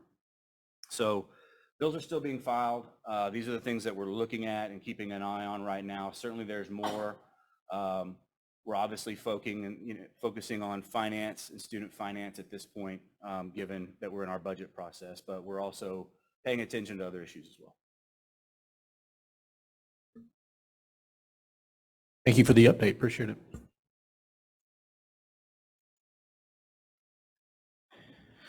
Item 19 will be the K through 5 math instructional materials adoption update. Yes, thank you. Wanted to kind of give you some background before I get into the adoption process. I brought this back earlier in the year. We were awarded a grant from the Texas Education Agency to develop a math instructional framework. So basically what that is, that we've been working with the Meadows Foundation and Texas Education Agency, is really to develop what is our why and our framework that we work with under in mathematics. And just to give you a little insight, we'll be bringing more information later to you, but this is just an overview of the vision that this team of our teachers and curriculum coordinators have come up with regarding the vision of mathematics. So this kind of leads us when we determine looking at how we align our decisions with instructional materials, how does that align to our framework and our beliefs here in Lovejoy? So if you look at it, it really does guide decisions for our instructional strategies and practices, our curriculum documents development, and as well as a selection of our instructional resources. So this gives you kind of the 5 areas of mathematics we look at: the conceptual understanding and the procedural skills and math fluency. We value productive struggle within our students in the area of mathematics. We want to create confident, creative, and curious mathematicians. We want to connect key math concepts across all grade levels, and we want to engage with rigorous math instruction. So that's how this is kind of our roadmap on decision making. Just as a reminder, it's a difference in our curriculum standards, which are the Texas Essential Knowledge and Skills. That is determined by the state of Texas. Our curriculum documents are what we actually create to help teachers with planning and execute the text. And then the instructional resources are what help teachers help deliver the text. So we sometimes interchange curriculum with instructional resources. The resources are the tool that the teachers use to deliver the instruction. So as you know, I shared at the last meeting that we've been conducting a instructional materials inventory pre-K-12, and that's across all content areas, grade levels, courses, departments. And one of the areas that we had a significant gap was our K-5 mathematics. We did not really have a solid primary instructional resource. We were hearing that from our teachers, and as we dug deeper into it, we really did not have that for our teachers. So we've been in the process of the adoption process to ensure our teachers get what they need. So just as a timeline here, we started sharing instructional materials that we determined align with the framework, the math instructional framework, also the standards, and then our belief system in mathematics. So the two instructional resources we are looking at is STEM Scopes Math, which we currently have right now. It's not as comprehensive as what we would like. We do have to supplement that quite a bit, but it's still a consideration that we want to make sure our teachers have a voice in. And then the other one is Eureka Math, and it's a much more robust tool that really will help a seasoned teacher, but truly help someone new to the profession coming in. And when you think about elementary, they're teaching multiple content areas. So this was one that we felt like would be a good resource for us to consider. We do have some grade levels right now that are using it, that are piloting it for us, and we're getting really good feedback from our teachers. They feel like that it's time saving. They're not having to go to multiple sources to pull together lessons. But we still wanted to bring forward STEM Scopes and Math and Eureka. So that we have been gathering comments from our teachers K through 5. We have an adoption committee that's made up of teachers, administrators that are evaluating this materials using the district rubric. And then we are going to be providing some opportunities for the community to review our materials that we are considering for adoption, and there'll be a window of time that we'll be communicating and advertising soon. And then our hope is to bring a recommendation forward at the end of this month, end of March, for a recommendation to adopt the material. Any questions? Any questions for Ms. Tinsley? Thank you. Mm-hmm. All right, item 20, presentation on T-Test, Texas Teacher Evaluation and Support System. Ms. Koenig.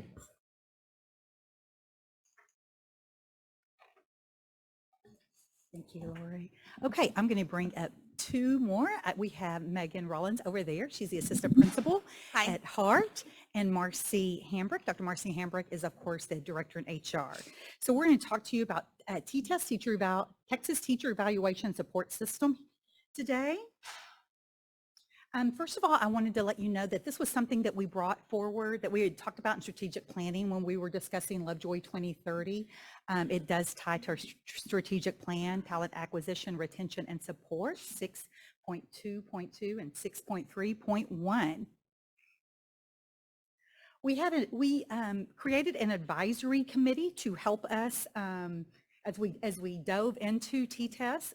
We created, and we had representation from every campus and from the administration building as we were looking at T-Test and determining kind of what the evaluation system is about and how it differs from our current one.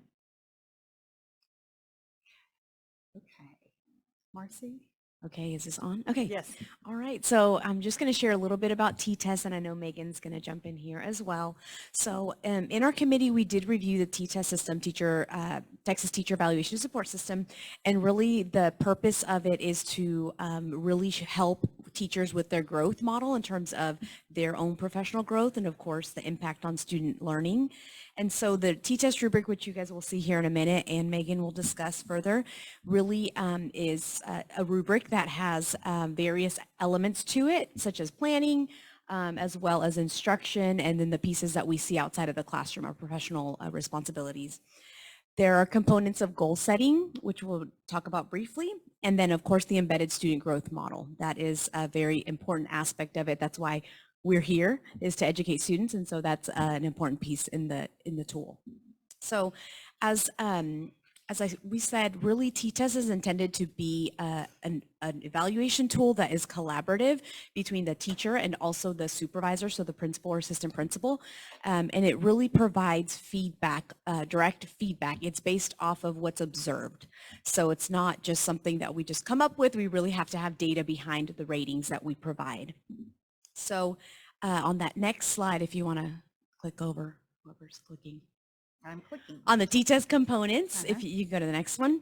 So really, T-test is comprised of, you can go one more, is comprised of goal setting and professional development. And so what that looks like is essentially you would have two goals that you focus on as a teacher. You would have one goal that is professional development for you as an educator, something that you're growing in that of course is tied to student learning. And then you would have a specific student goal as part of that piece. And so that's really done at the beginning of the year where teachers they complete a self-evaluation and they rate themselves in all the domains, and then they come up with those professional goals with their principal.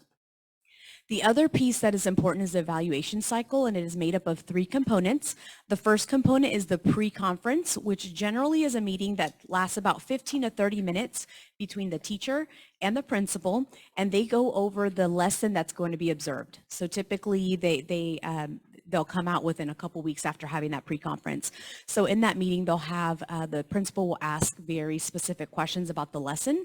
So they'll have it together. They'll be sitting side by side and discussing the lesson and what the goals are for it and how they've come about with the lesson, and how, of course, is driven by the state text.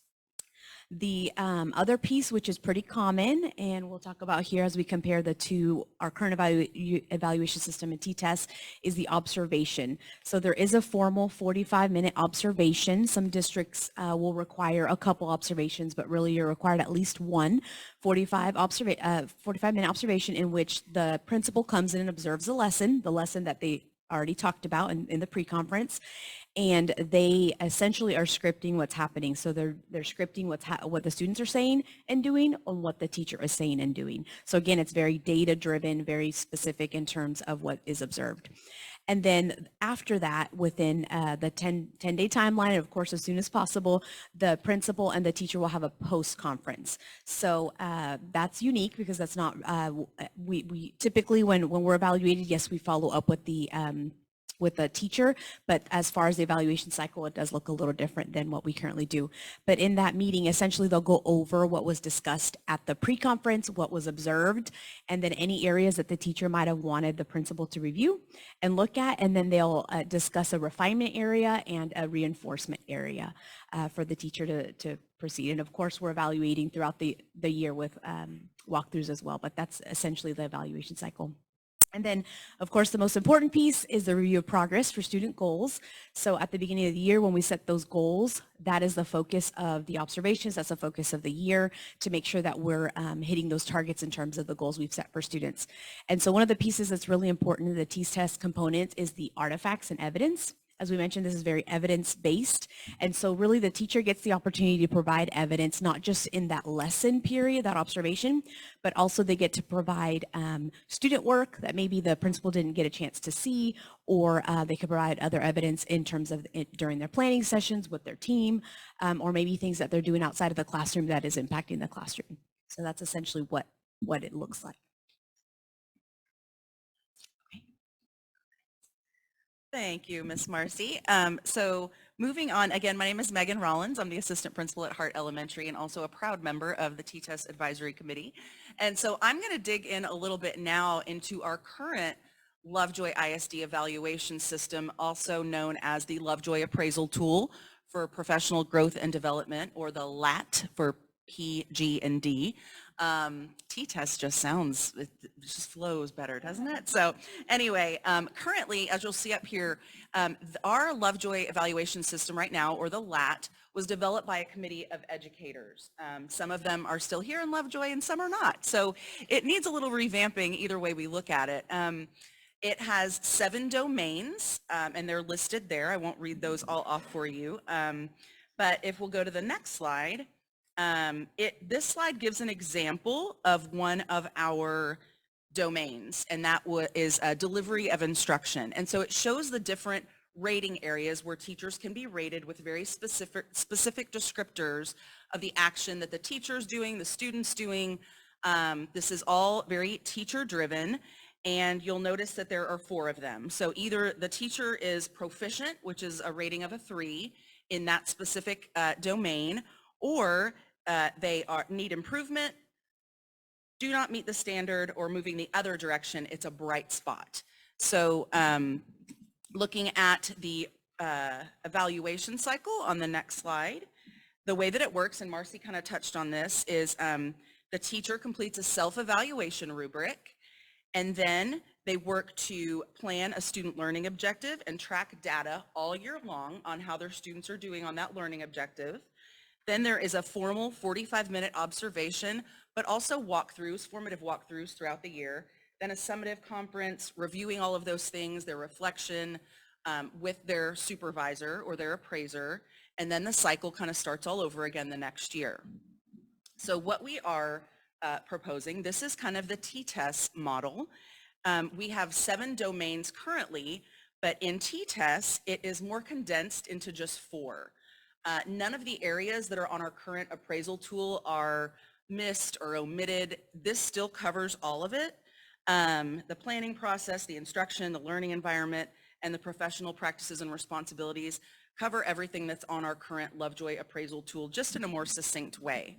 And finally, on the next slide, this is an example of the T-test. You'll notice it's in color.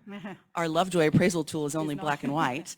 So this shows that there are, the 4 domains, but there are 1 to 5 dimensions within each domain, and that's what helps us to cover all of those areas that were covered in our Lovejoy appraisal tool 7 domains.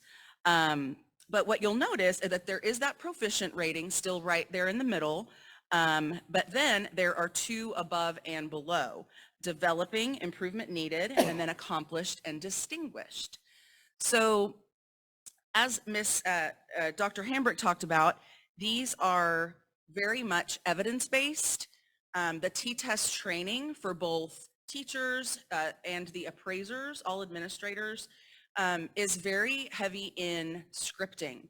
We're really taught to just script everything that the teacher is saying, everything the students are doing, so that we have a really deep understanding and can go back later and look and talk with the teacher about when you said this or when the students were doing this. It is very heavily evidence-based. So again, this is an example. This is from the instruction domain. It's dimension 2.2, and it says that the teacher uses content and pedagogical expertise to design and execute lessons aligned with state standards, related content, and student needs.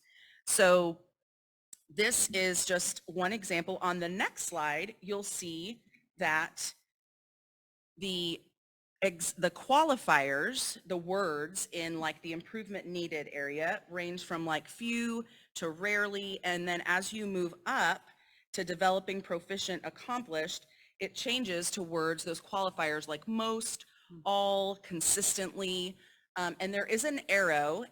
I think this is the most important part of the entire T-test appraisal tool, and that arrow shows that in the improvement needed column, it is student-centered actions, and then, I'm backwards, teacher-centered actions, and as it moves towards distinguished, those are student-centered. So we want all of our classrooms, we want everything the teacher is doing, everything students are doing, all of the learning that's happening to be student-centered and not focused on the teacher.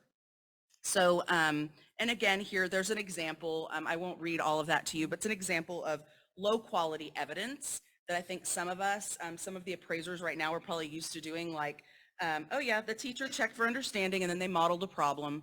Well, you'll notice that paragraph on the bottom of this slide is much more detailed about exactly what the teacher's doing, exactly what the students are doing, so that we can really, really dive in to the appropriateness of the lesson and the effectiveness of the lesson and the learning that's taking place.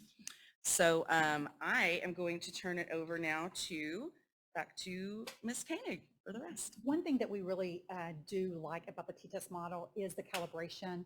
So what that means is we have to go through training. Number one, you either have to be ILD trained or AEL trained. And you have to have a certificate, which is 3 days worth of training. And then you have to go to T-test training, and then you're tested. And the first 3 years, you're tested every year. And then finally, when you get older and you've been doing this a while, you get to test out every 3 years. But it really does work on the calibration. It shows you videos, like what happens is you will sit there and you'll watch a video, you'll script it, and you'll score it. And you have to pass it in order to be an appraiser. And I think this kind of levels the playing field and makes it very fair for teachers. So we don't have one appraiser that might be a little bit more lenient than another one.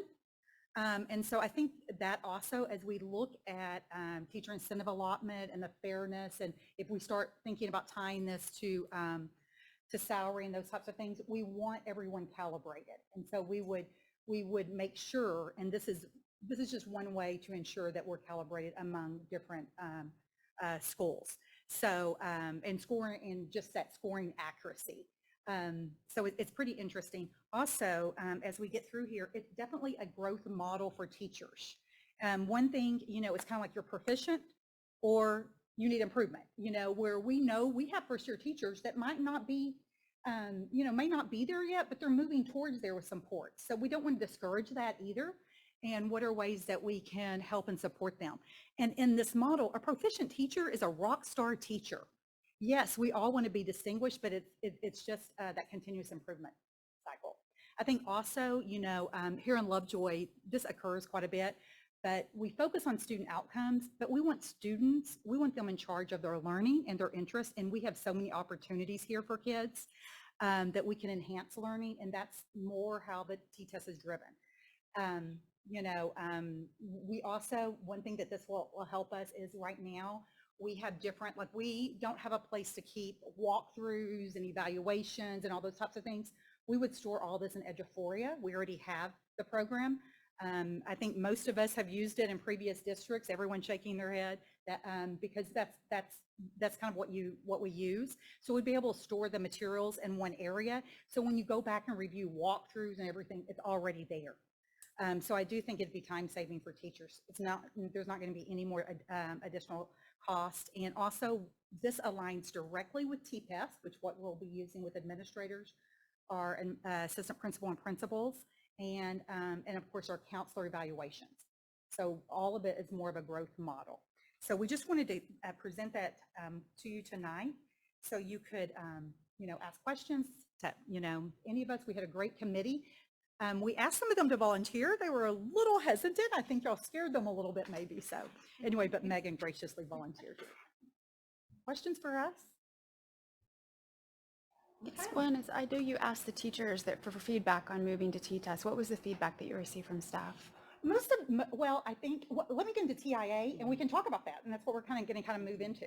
I'd say that most of our teachers we're pretty excited, are familiar with it, have heard of it, if not have used it in previous districts, some of our new hires. So, and it's aligned with our current, it's not like a completely different spreadsheet kind of model they've never seen before. So I think they were pretty comfortable with this part of it.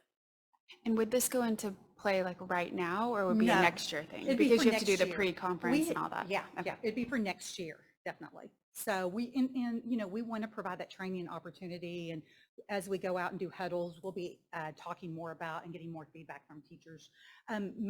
Most teachers that have been hired recently, I piloted this back in 2013 when it first came out, so it's been around for about 10 years. You want to transition into 21 now? Yeah. TIA? We're already there anyway, right? Let's go. Okay, TIA. I know we've talked a lot about TIA, and once again, it ties directly with our strategic plan. This was brought up, and if Amy was here, she was in my group, and we had talked about this in detail tonight. there, but we're going to go on. I just want to talk to you a little bit about the teacher incentive allotment. It was established by House Bill 3 during the 86 legislative session. It's designed basically to reward teachers and top performers there. Basically, it says it can get teachers to a 6-figure salary. Is what is touted there.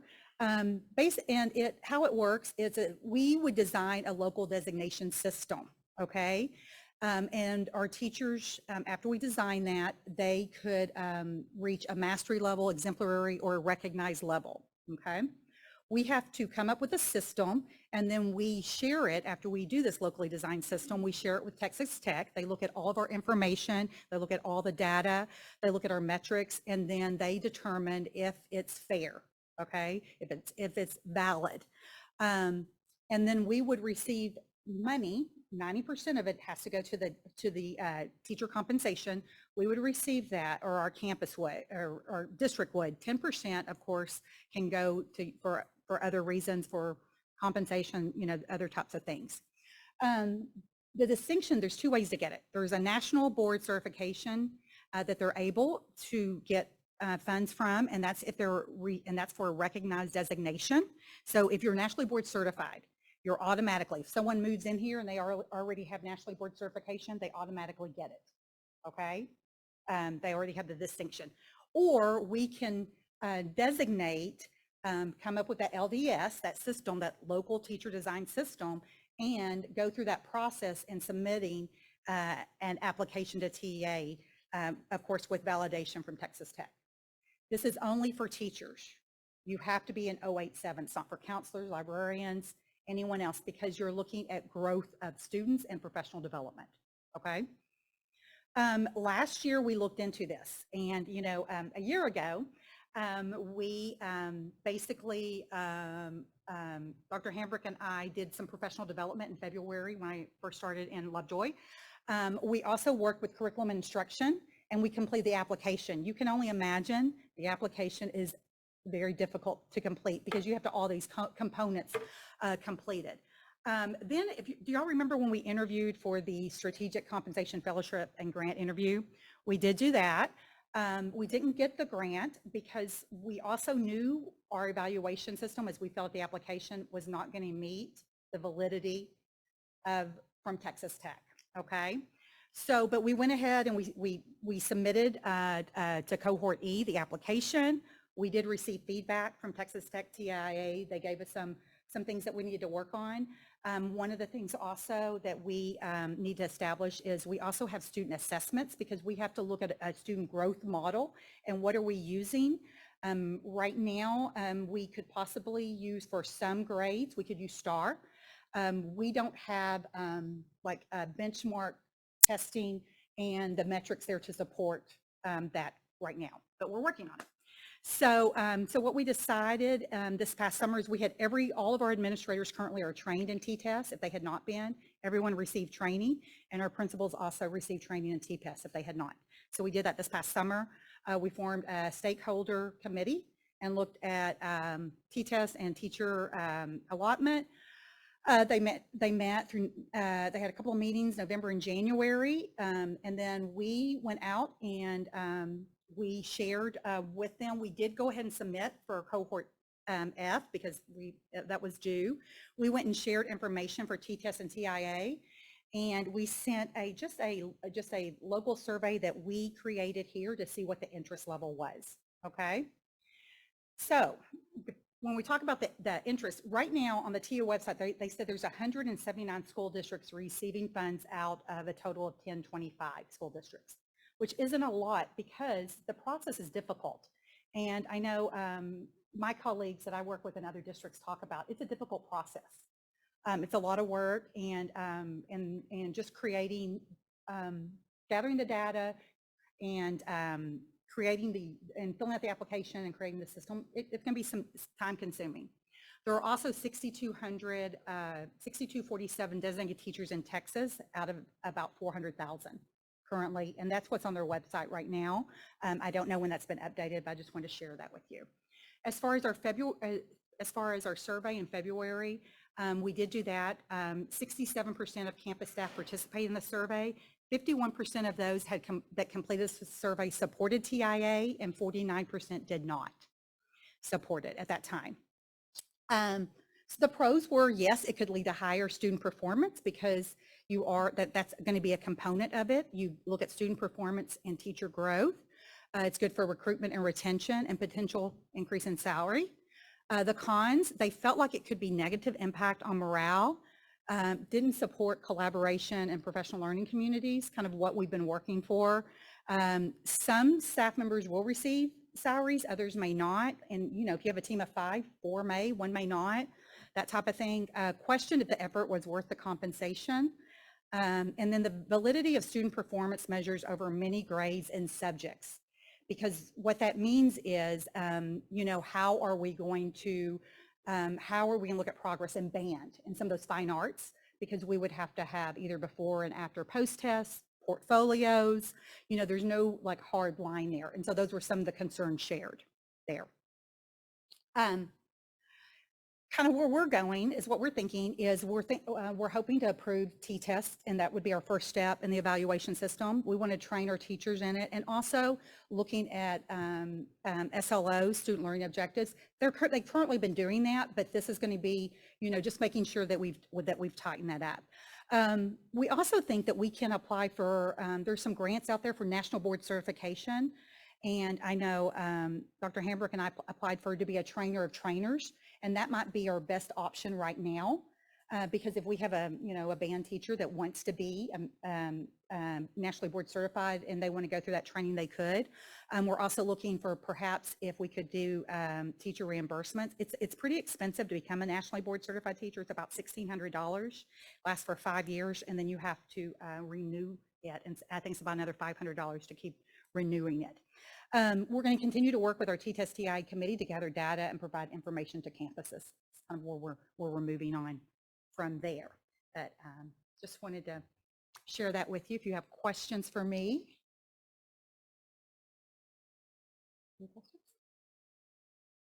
So it would be possible to start down the route of looking at that national board certification without doing the Correct. second step of the more labor-intensive process? Yes, we could, yes. The other thing is TIA, we would meet the definition of rural district because we would meet that definition. However, it is really designed for rural and low economic, low SES districts, And so I think, I think that's where the bulk of the money is probably going. Our kids are high performing, and so it's going to look a little bit different. We do think that they would receive, $3,000 to $4,000 on top of that, on top of their salary. Anything else? I appreciate you looking at all these options for our teachers. Thank you. Thank you. Thank you for that, Ms. Koenig. Item 22, Staff Stakeholder Master Scheduling Committee update.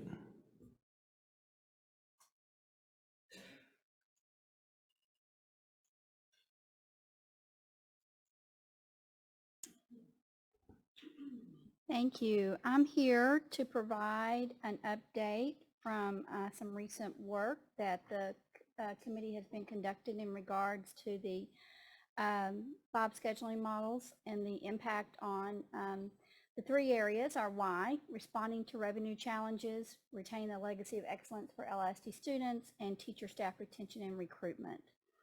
And the 2 areas that I'm going to focus on this evening are the 7-period day, which impacts LHS and Willow Springs Middle School, and the additional staff planning days. So as you recall last time, when we looked at the response to revenue challenges of the 5 models, the 7-period day is the one that would have the most significant positive impact on some cost savings for the district. These are just some reminders that some benefits that the committee initially came up with. It would be an estimated savings of about $500,000, a little bit longer class periods. There would be fewer, the challenges would be fewer electives, fine arts, and athletic classes, loss of one of the 2 daily staff planning periods. It could impact student morale with less electives, and then potential for combining some of your athletic periods. So you had asked for some additional information on some actual figures on what that would be, and talking with Dr. Zambezi and Mrs. Eldridge, just looking at not having students select courses yet. This is the best that felt like we could come up with to give you some figures. That at the high school, we would project a reduction of FTEs of 4 to 5 with an estimated savings of $240,000 to $300,000. And then reductions at middle school would be 2 FTEs. That would be a good estimate with the estimated savings of $120,000. The impact and implications from feedback I've received from both principals. It's some challenges with reduction. It would be hard to apply it equally across each department because students have to complete the 4x4 model before they choose electives, so it's not knowing exactly what electives that would impact. Again, the reductions would most likely impact fine arts, visual arts, electives, athletics, and specialized courses like world languages. We could not determine the additional cuts until we had actual student course selections completed. And then we would also have to make some revisions to some of our graduation requirements, plans, and pathways if we did go to a 7-period day at the high school.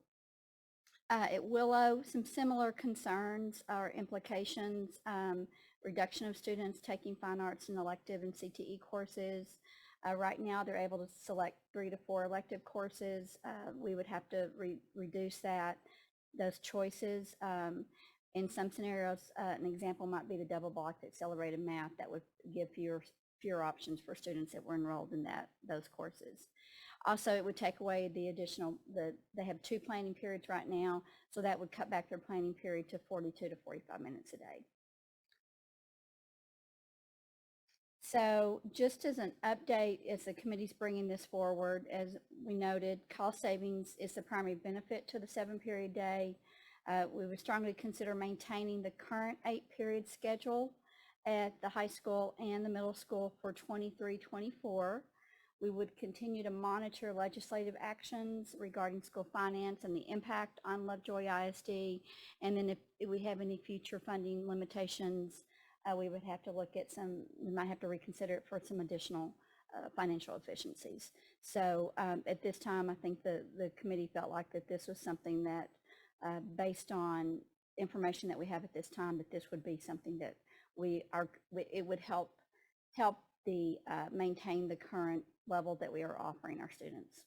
So any questions about 7-period before I move on to the next section? Okay.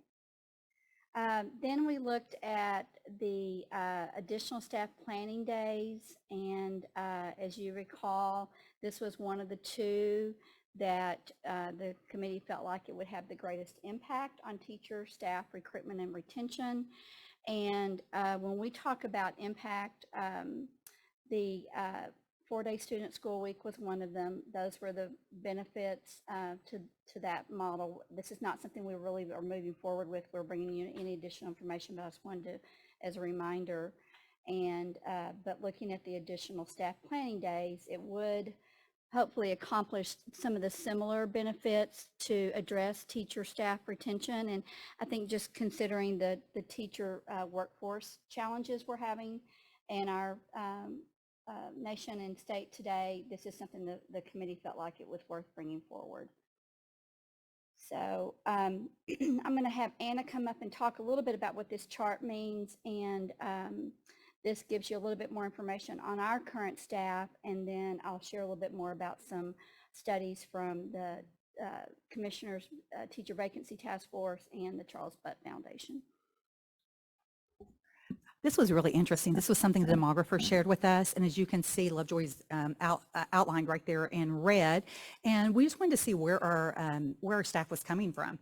And quite a bit of them are coming from the Allen, maybe North Plano area there in Wiley. We did have quite a few, and we're just watching this, coming from the north. We actually have 13 staff members coming from Melissa, 20 coming from Anna, and about 32 kids coming from that area. So we're just kind of curious to see, if the 4-day work week is going to impact us. that they're doing up there. So that's just kind of what we're watching. We're going to continue, that's the demographer to, of course, update this so we can see where our staff's coming from, because we know our staff, they like to bring their kids here, and we like for them to do that, but we wanted to share that with you. But because we also know that with the challenges that we are having with staffing, that many of them do drive through. If they're coming from Anna, they're driving through Melissa, McKinney to get here. So just some information for you to look at. And this is just a slide from the Charles Butts Foundation. This is a study. They've done some studies over the last several years of what were some of the retention strategies that districts were looking at. And they were surveying teachers over the years. And if you'll see, scheduling more time in your day for planning was some feedback with 85% of the teachers who considered that as very important. Just to note that the commissioner's teacher vacancy task force, and I think Anna shared this earlier in the year, that their findings were in 2020 that 58% of current teachers were considering leaving the profession. 2 years later in 22, 77% considered leaving the profession, and of those 77%, 93% were actively taking steps to do so. And we've been experiencing some of that even currently in our district, that we're seeing some teachers that they're not going to other districts. Some may be going to other districts that may be paying more or have some other benefits, but some are just leaving the profession for the flexibility and the pay. So those are just some things that we are really seriously dealing with at this time. So when we look at additional staff planning days, the committee was looking at the possibility of establishing some remote flexible teacher work days. And what that would mean, it would allow teachers time, not for professional development, because that would be different. Professional development is direct instruction to where we're building capacity with our staff. This is time for teachers to have, for them to either plan with their teams or work independently. I think the average number of hours that we're looking at teachers are working a week is a little over 60 hours a week in accomplishing all they need to do. So that's a significant amount of time outside of the work day. So how would we do this? We would adjust the 23-24 school calendar to reflect those remote flexible teacher work days. It would not impact the current calendar, start date, or end date and holidays. In comparison to a 4-day student instructional week, we'd have to move up the start date and have fewer holidays within the calendar. It would change approximately 8 to 13 student instructional days to remote flexible teacher work days. It would extend the school day for elementary, intermediate students, and estimated, depending on how many days you built into your calendar, 10 to 25 minutes per day.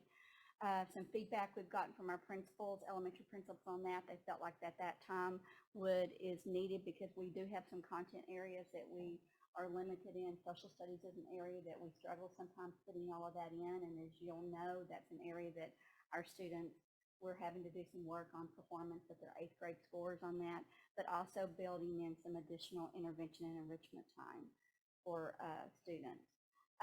We would back up some of the dates, how they would be selected for the calendar would be very strategic based on periods of the year that it's a heavier workload time for our teachers, or also backing up to current school holidays, and that might help with the student attendance. Sometimes if we have a Monday holiday, we have families taking off on Friday. Also reducing the number of early release days. Those can be low attendance days for us, and that would give us additional instructional minutes, and repurpose those as remote flexible teacher work days. And then some of our existing professional development days, change some of those to remote. So that would not take away an instructional day from the student. So the ultimate impact, would allow teachers time for planning and preparation, and would support teacher staff recruitment and retention. It would address, as additional staff planning days would address, as I said, teacher staff recruitment and retention. It would remove some of the logistical challenges required with implementing a 4-day student instructional week, which we have learned talking with districts that have implemented it and further study of that model. It would minimize the number of minutes added to the school day compared to a 4-day student instructional week. It would require some modifications for the 23-24 school calendar, but again, it would not change the start or end date, and the holidays would remain intact. And then it would also mitigate a portion of the childcare needs for families and staff that would exist with the implementation of a 4-day student instructional week. We are also looking at childcare options that we could provide for our staff and for community on the days that would be those remote flex days for teachers, and then also adding some enrichment camps for our students as well too. So just looking at, again, the impact of the retaining the legacy of excellence for LISD students, what you'll find in many studies when you look at all 5 of these models, you'll have, some will show a loss or a gain, or it's a neutral gain with student achievement, but a lot of these studies do not correlate the teacher effectiveness. And that's what, when you look at research, it does, a bigger body of research does say that the teacher matters. This is some of John Hattie's work, and as you can see, the impact of the teacher compared to home, peers, schools, and principal has the greatest impact. And I don't think that's anything that any of us will disagree with. We know when there's a great teacher in the classroom and they're effective, it's going to positively impact student achievement. So there's some, just you're going to find different opinions and debates on the studies there, but again, it's a factor of the teacher in the classroom. So next steps, we will reconvene as a committee. We are going to have what we call campus team huddles. Those are staff information meetings that we have scheduled beginning the week after spring break through the 23rd of March. We are offering parent information meetings on the master scheduling. One is this Wednesday evening, and then the second one is on the 22nd, and it's a morning meeting. We are going to be having the Financial Sustainability Committee as well as the Lovejoy 2030 Strategic Planning Committee reconvene, and we'll be presenting some findings to those. So you will have parent and staff opportunities for input. And then we are planning to come forward with a preliminary recommendation update for the board on the 20th of March, and then administrative recommendations on the March 27th.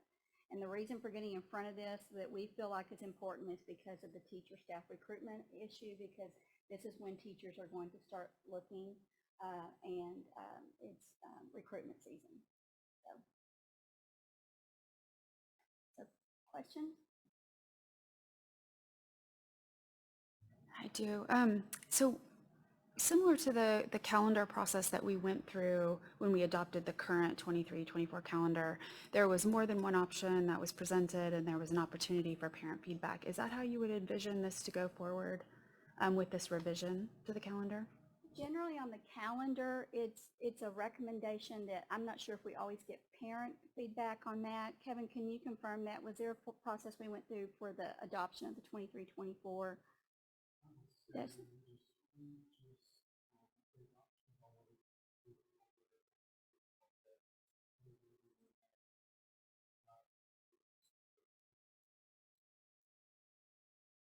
And so when the recommendation comes to the board, will it be a single calendar or will it be more than one option? I think that's something we'll talk further about, and we can bring that forward, but it's certainly consideration we can take back to the committee. Yeah. I'll certainly defer to my fellow trustees, but I'd be interested in seeing a different option given the range that we're providing with 8 to 13 days or 10 to 25 minutes, what that option might look like. One other follow-up question is we talked about the potential impact to attendance. How will this process dovetail with our attendance task force?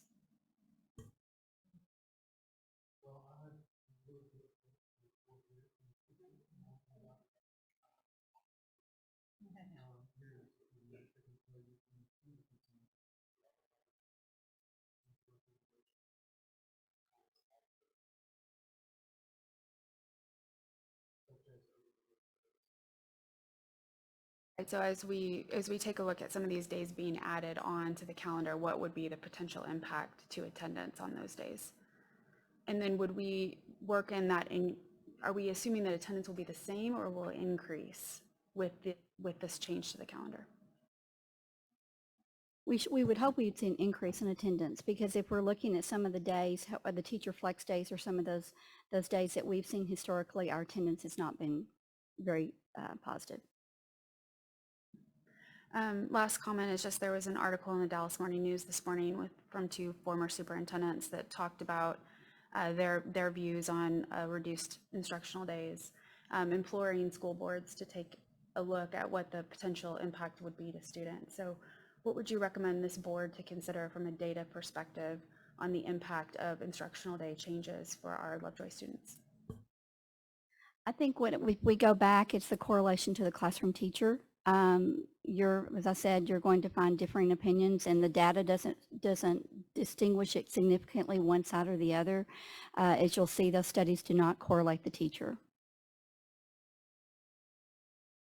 So the districts that have tried this, and they're seeing research coming out where there was a detrimental effect to the students, you're saying we shouldn't expect to see the same thing just because our teachers are better? Am I understanding what you're saying? No, I don't think that's what I'm saying. I'm saying that when you look at the studies, because if you look at, we've talked to some districts, that there was a district we talked to that they actually saw their student scores go up, and they saw their teacher retention rates go up. However, you're kind of comparing apples to oranges, because there are different demographics in these various districts, and different locations as well too. So again, it's really, I think you're going to have to look at multiple factors that impact the student achievement in the classroom. Number one, we want a teacher in the classroom. And if we're dealing to where we cannot put a teacher in the classroom because we can't recruit them, that's going to be problematic. Again, I think some of this is we're projecting kind of with the future, what we hope. It's very new. This is a very new challenge to us as educators, that we're dealing with this, the workforce that we're dealing with right now in teacher recruitment and retention. So some of these factors are just going to be unknown. So when we adopted the 23-24 calendar, over the years, we've added quite a few early release days and additional professional development days. We have more 3-day weekends now than I know we did years ago for that reason. We also added a fall break, and one of the big arguments for that was teacher retention and recruitment. We moved up our start date because of recruitment considerations. I looked at slide 259 in your presentation, and one thing that jumped out at me, it did say that scheduling considerations were important at 85%, but the number one item on that list was what's important to teachers is a positive work culture and environment at 97%. And I think we have that here. I think we can keep getting better. Before we start contemplating things that are potentially detrimental to our students, I'd like to make sure that we're doing everything we can to continue that legacy of excellence when it comes to the culture and the environment. And if we have other ideas, I want to make sure we're looking at those too. Absolutely. I'm sorry, I thought of another thing. 2 more things, I promise I'll be fast. So one of the other questions I have, I think that building time for teachers, that is literally time in the calendar, is good. Are there other things that we ask of our teachers that are taking their time, that are building to that 60 hours a week, that we are also evaluating if we can pull those off of their plate? I think our principals have been very conscientious of time and when they're pulling their teachers, but also that can also compromise getting information to them. And so in fact, we talked about this morning at cabinet with our principals, that sometimes we're not pulling them close enough to be able to get the correct information out to them, because we're trying so hard to limit those meetings and that concentrated time, and we're protecting their time. So I think there's a balance, and they are trying to do the best that they can with it. But I also think that when we're looking at the mandates that are being put on our teachers, the additional, and we've had to, the House Bill 4545 was a significant impact for our teachers. That's an additional planning measure that they're required to do, because you have to do that outside of that instructional period there. So I think as a whole, we've been super conscientious about how we're asking teachers to use their time. We did make some adjustments to our professional development days that we had scheduled this month. Rather than having professional direct time, we gave those teachers back time on their campus. So again, we're looking for those opportunities, but the work is still there. It's not going away. And it's still got to be completed. So I think that's just what, and you're talking with teachers when they have a 45 or 50-minute planning time to answer emails, return phone calls, plan with their team. At elementary, you're planning multiple subjects. At secondary, you're planning multiple classes as well.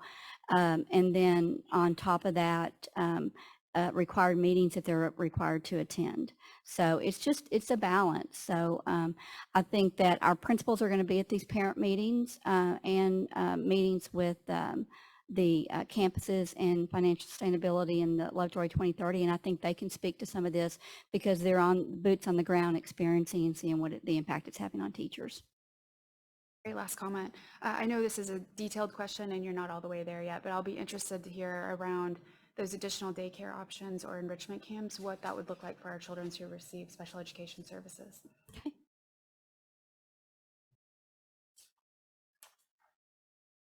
Thank you, Ms. Tinsley. All right. Item 23 would be our cabinet reports.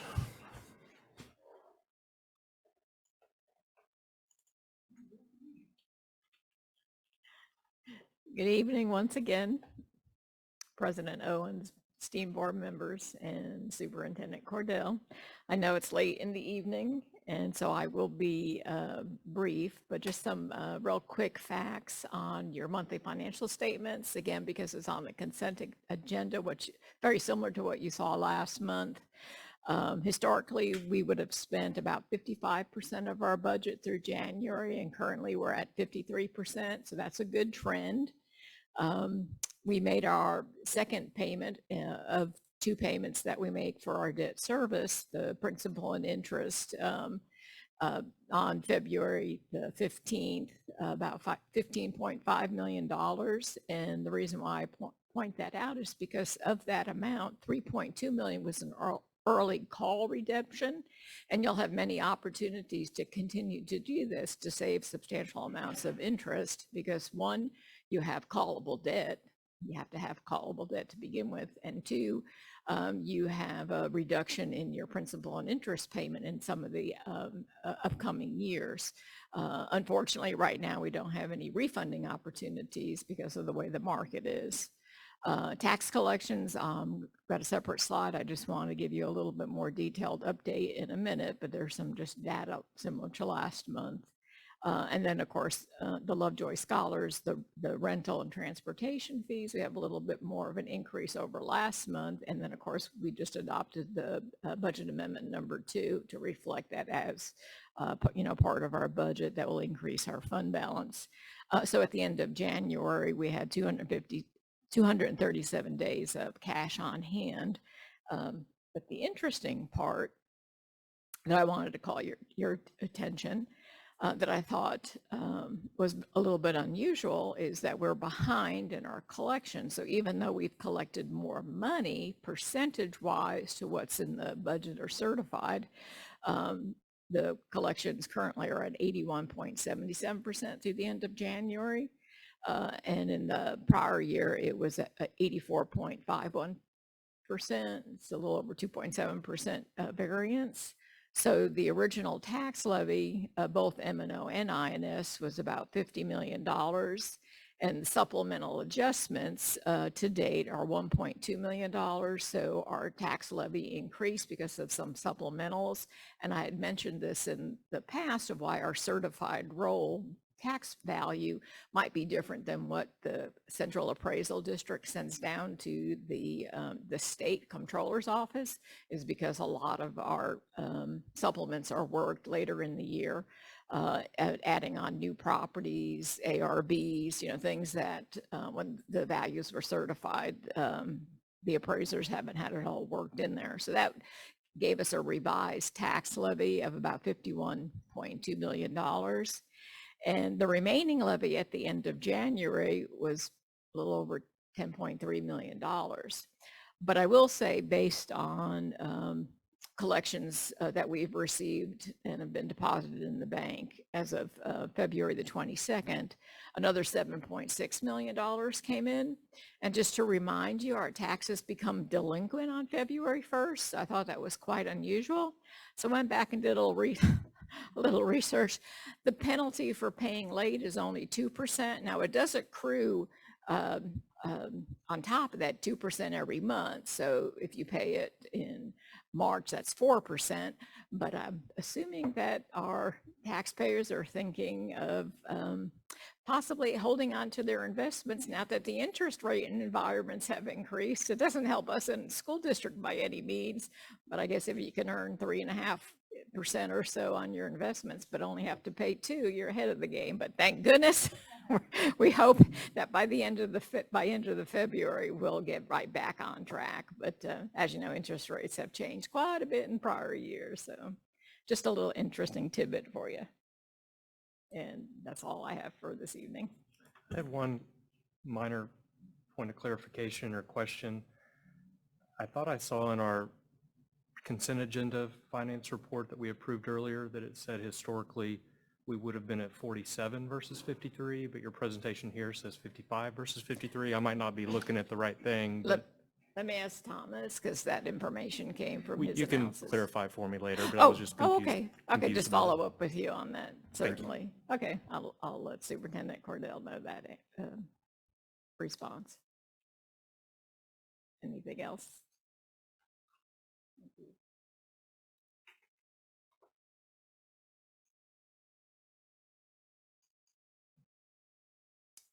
Okay, the board update for the C&I department is curriculum writing. We conduct summer curriculum writing for 3 days during the summer, and that's where we bring in staff members who are representing all content areas, all grade levels, courses, to assist in developing our curriculum documents that our teachers are using throughout the year. So as you see here, it involves core content area teachers, GT, special education teachers, CTE teachers, and elected teachers. We also include our librarians, our C&I directors and coordinators are leading this work. One of the things, our teachers are compensated for this. The past couple summers we've had some trouble recruiting teachers to do this, so we've increased our hourly rate, hoping that we can recruit some more of our staff to help us, because we really, it's valuable to have their input and insight because of the trials and errors that they're making as they deliver the standards throughout the year. We are also going to be offering free childcare for our teachers who are working, so hopefully that's going to improve some recruitment efforts with this. The goal of curriculum writing is to ensure that we design a coherent, guaranteed, and viable curriculum that stands over time. We prioritize our essential standards, our texts. So that means that we look at what are the areas that, there's hundreds of texts, but we look at that and we identify the priority ones that we feel like our kids need the most here in Lovejoy. Curriculum helps us to ensure that we're moving in the same direction by developing pacing guides or scope and sequences. So that's kind of a calendar of when you teach what standard at what time during the year. We build our assessment plans into the curricular documents to support how we progress monitor student progress. We embed those instructional resources that I was talking about earlier, where they fit in. And we also put in what we are looking at, what we call exemplar lessons. So this would be a model lesson that we would want. So that it creates equity across all classrooms and grade levels. And then overall, this really provides a roadmap for teaching and learning. And we're really committed to creating some very robust documents to help some time-saving efforts for our teachers as well, too. So we are in the process right now of getting this organized. And if you want to see teachers in action, come up here the week after school. We're here in the library, and there's a lot of great work going on.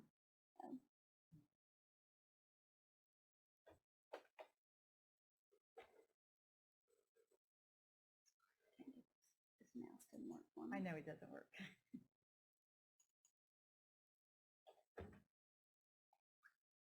Okay. First of all, one of the things that we also talked about in our strategic plan, Lovejoy 2030, was working with our alumni and celebrating their successes. And we have a lot of alumni that have done some great things. And are the first one, so we put out some information, connect with Katie. We shared it with some of the Sarah Brown and who works with our Alumni Association, and wanted to have them fill out a questionnaire. And then this past Connect with Katie, we spotlighted Morgan Riddle. I kind of wanted someone to get it going. And so I went to Michelle and said, hey, and so she kind of forced her daughter to do it. So anyway, she's class of 2017. And anyway, there, and there's her sister there also. But just wanted to let you know that we're super excited to celebrate our alumni, and we're going to continue to do that. So share it with everyone you know, so we can get more of them out there, and they've done some great things. So very engaging things. The other thing we have coming up is Kindergarten Roundup. And so if you know a kindergartner, anyone that will be 5 by September 1st, please, please, please have them register. There's some QR codes there. Also, we have sneak peek March 21st at Hart. We have March 23rd at Puster. This is the class of 2036. Can you believe it? Hard to believe. I mean, like, gosh, can't even believe we're saying that. Something else I just wanted to share just quickly. This past weekend, we had our first job fair of the year. And everyone that was there, would y'all stand up? We had principals there. We had Marcy, Aaron, all of our principals and stuff. We were so excited. At Sancy at 9 a.m. We had someone actually come in at like 8:55.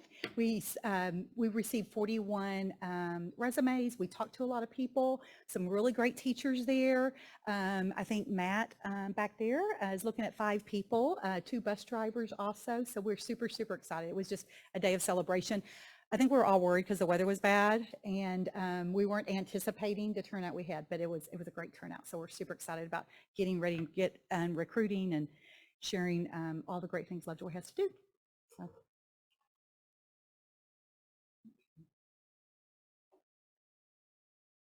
Oh, did I skip Sancy?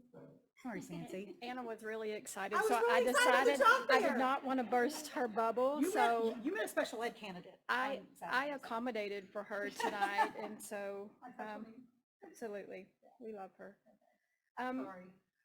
Wanted to give you guys an update of just really the hard work, and you heard Dr. Tinsley talk about the impact that teachers have in the classroom for students. And one of our special education coordinators came across this quote, and I thought it was very a great reminder of just really capacity building is what we do, regardless if you've been in the business for 30 years or this is your first year. And so we get the opportunity in our case manager meetings, and they're most of the time once a week. And we started the school year out where they were mandatory, and really trying to lay some nice baseline foundation for either existing staff or new staff that may be experienced but coming to Lovejoy, new teachers to special education but had previously taught general education. So we really have a wide array of staff members that are in there.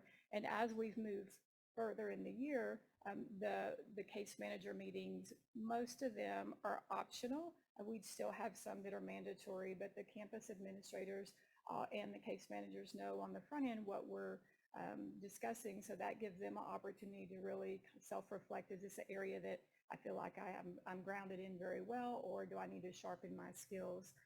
The nice piece, not only is it provided by either staff here at admin, we also have brought in some staff from Region 10 that covered some of the transition areas for us. Our assessment staff came in and provided additional support around full and individual evaluations and assessments, and really that tied to what they're doing on the evaluation side to the impact in the classroom. So you can see our focus for February as we get into the spring. Sometimes we do see a little uptick in behavior, so definitely being proactive and what are we doing to gather and be proactive in supporting behavior and social skill needs. And then in March, continuing to sharpen skills around data collection, because there's a plethora of ways that you can collect data, and so helping staff find the one that works for them with everything else that they have going on in the classroom, to still gathering instructional and behavioral data. Our ARD packet supplement, so if you've never had the opportunity to sit in an ARD meeting and it feels like you are signing off for a house. There's a lot of paperwork. It's all tied to legal mandates, and there's, in addition to the basic ARD packet, there are supplements depending on the student and what supports that they may need. And so a case manager may not all of the students on their caseload use a supplement, so they could get rusty, and so making sure that we keep them their skills sharpened around ARD packet supplements. And then definitely in May, that successful student transition to next grade level, whether that be within the same campus or if they're leaving a campus going into, like from Sloan Creek to Middle, making sure that that transition is smooth, and that the case manager that had the student this current year is sharing that wealth of information to the receiving grade level or receiving campus to be able to pick that plan up and run.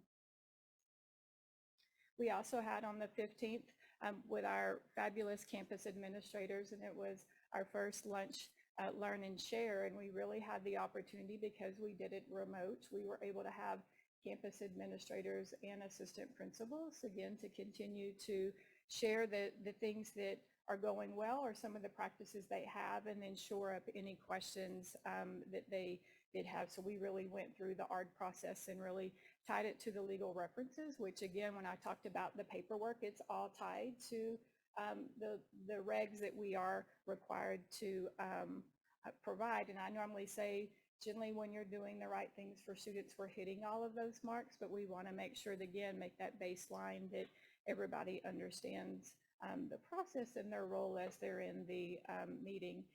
Our next topic will be based off the requests from the campus administrators, shoring up their skills around deliberations, whether that's in a special education ARD meeting or a Section 504 meeting or a PFT meeting, just making sure that they're clear on what's the deliberations that they want to take. It's not a word for word, but how do we get a synopsis of that meeting so whoever receives a student next year can kind of have a glimpse of what was discussed in the meeting. And then our Dyslexia Therapist Training Center, we are actually have registration open now, and we're starting to interview potential candidates that are wanting to go through our 2-year program. The intro course starts in the summer. It's a week long, and then there's follow-up sessions that anyone who is in that program has to go through during the school year. The second year is the advanced training, and really they're all working towards becoming a certified academic language therapist. So we do have some staff members that are from within district that are wanting to attend, but we also provide that to teachers to other district, which is a revenue generator for us. We charge, let me make sure I'm telling you correctly. So for the first year, we charge $3,500 for the basic initial course, and for the second year, we charge $2,500 per participant. So if you know of anyone, Anna was shaking the tree for kindergartners. I'm shaking the tree if we have anybody who's interested in becoming a certified academic language therapist. And that's really a pretty high demand area with some of the changes with the dyslexia handbook and how dyslexia is being evaluated and provided. Districts are having to broaden their lens of getting more therapists trained for their school districts.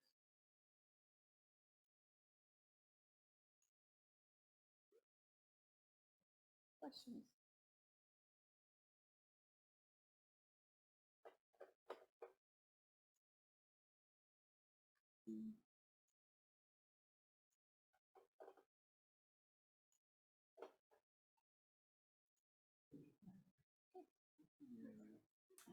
Just have a couple of updates for student services. The first, as I'd mentioned earlier, is our attendance task force. We met last Tuesday for our meeting for our third quarter, so our third meeting of the year. If you'll remember the first meeting, we really went over just what are the different types of absences that we have and the reasons why we keep absences, are those 3 types of absences. The second meeting towards the end of the first semester, was really the trends that we were seeing. Two of those trends were really absences on Fridays and absences before holidays. Those were two of the trends at that time that we saw the kind of a dip in our attendance and our average daily attendance, and we're still seeing those. And so this third attendance task force meeting, we looked at, number one, where are we right now through February 16th with our average daily attendance? And you can see with this line graph, the green line is our district average. It obviously runs through the middle of the chart.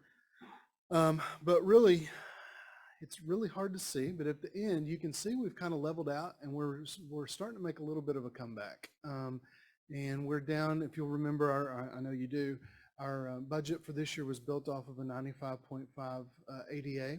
We're hovering right around the 95.88, 95.91 mark. That's kind of the window where we're moving back and forth to. From right now, it's really hard to move that needle too far just because we're so late in the year. It takes a lot to move those. However, when we have, I want to come back to this, when we have days like our early release days, and I think you alluded to that or had a question about that, Ms. McLaughlin, earlier, our early release dates are really a struggle for us. Our October 21st early release date, our ADA was well below the 95.5. It was 92.83. Our just most recent February 16th day was 92.89.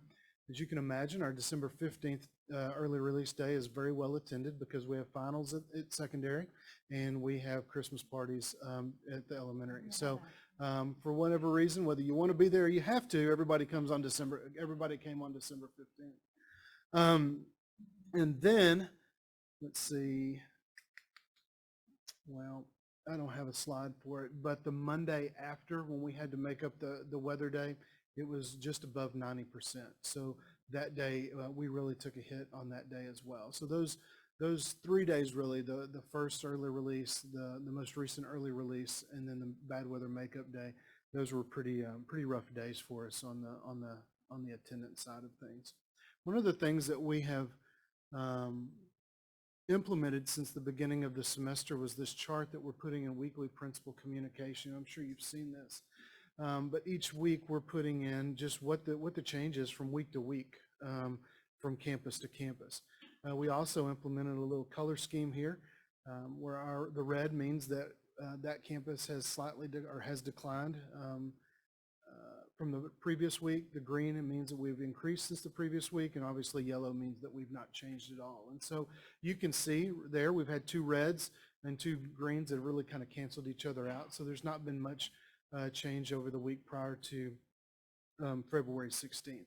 I think the colors provide a little bit of friendly competition between the principals. They're a little bit competitive. They like to see more green than they do red or yellow. So, but again, it gives the community a good visual of how we are trending, what our numbers are, and really how much of an impact our attendance has.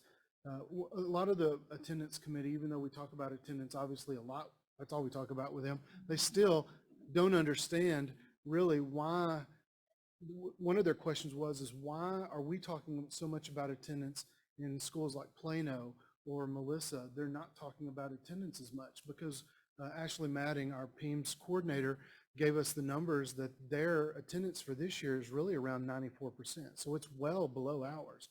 But the difference is they have so many more layers of funding than we do that we just don't get the funding that they get. And so that's why really our main source of funding comes from attendance. So they have other things that can kind of absorb their lack of attendance that we just don't have those buffers for. And so that was, again, something that we continue to talk about. What a year of difference makes.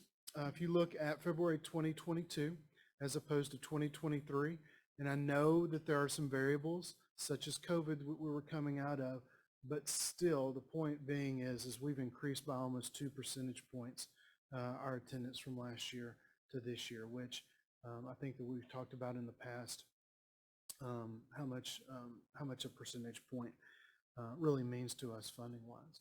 And really our recommendations coming out of the committee, this last one, were really to develop some attendance incentives and ensure engaging lessons. So especially on Fridays, on early release days, still making sure that the learning continues, that we don't just quote unquote take a day off just because we're about to go into a long weekend or we're about to go on a vacation to make sure that our teachers and in which that we continue, we ensure that the learning continues.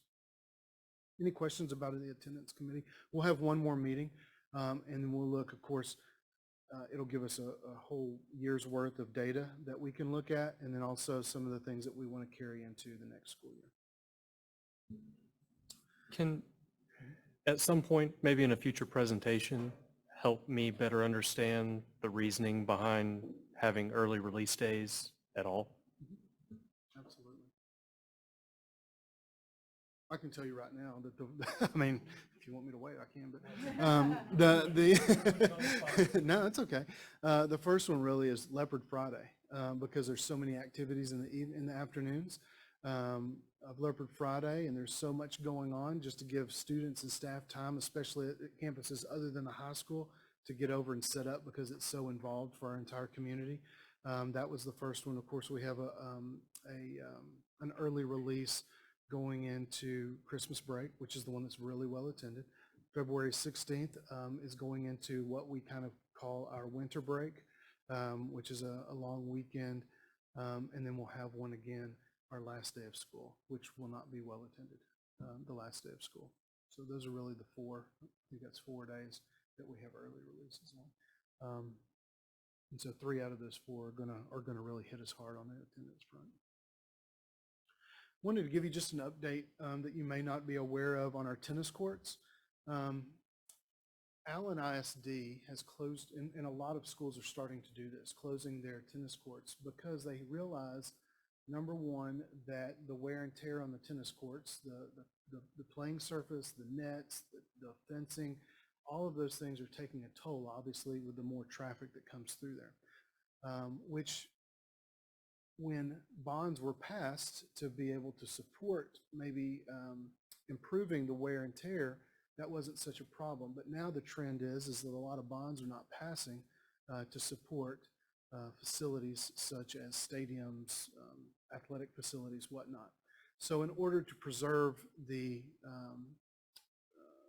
tennis courts and other really athletic venues, they're limiting the access to those sites, if you will.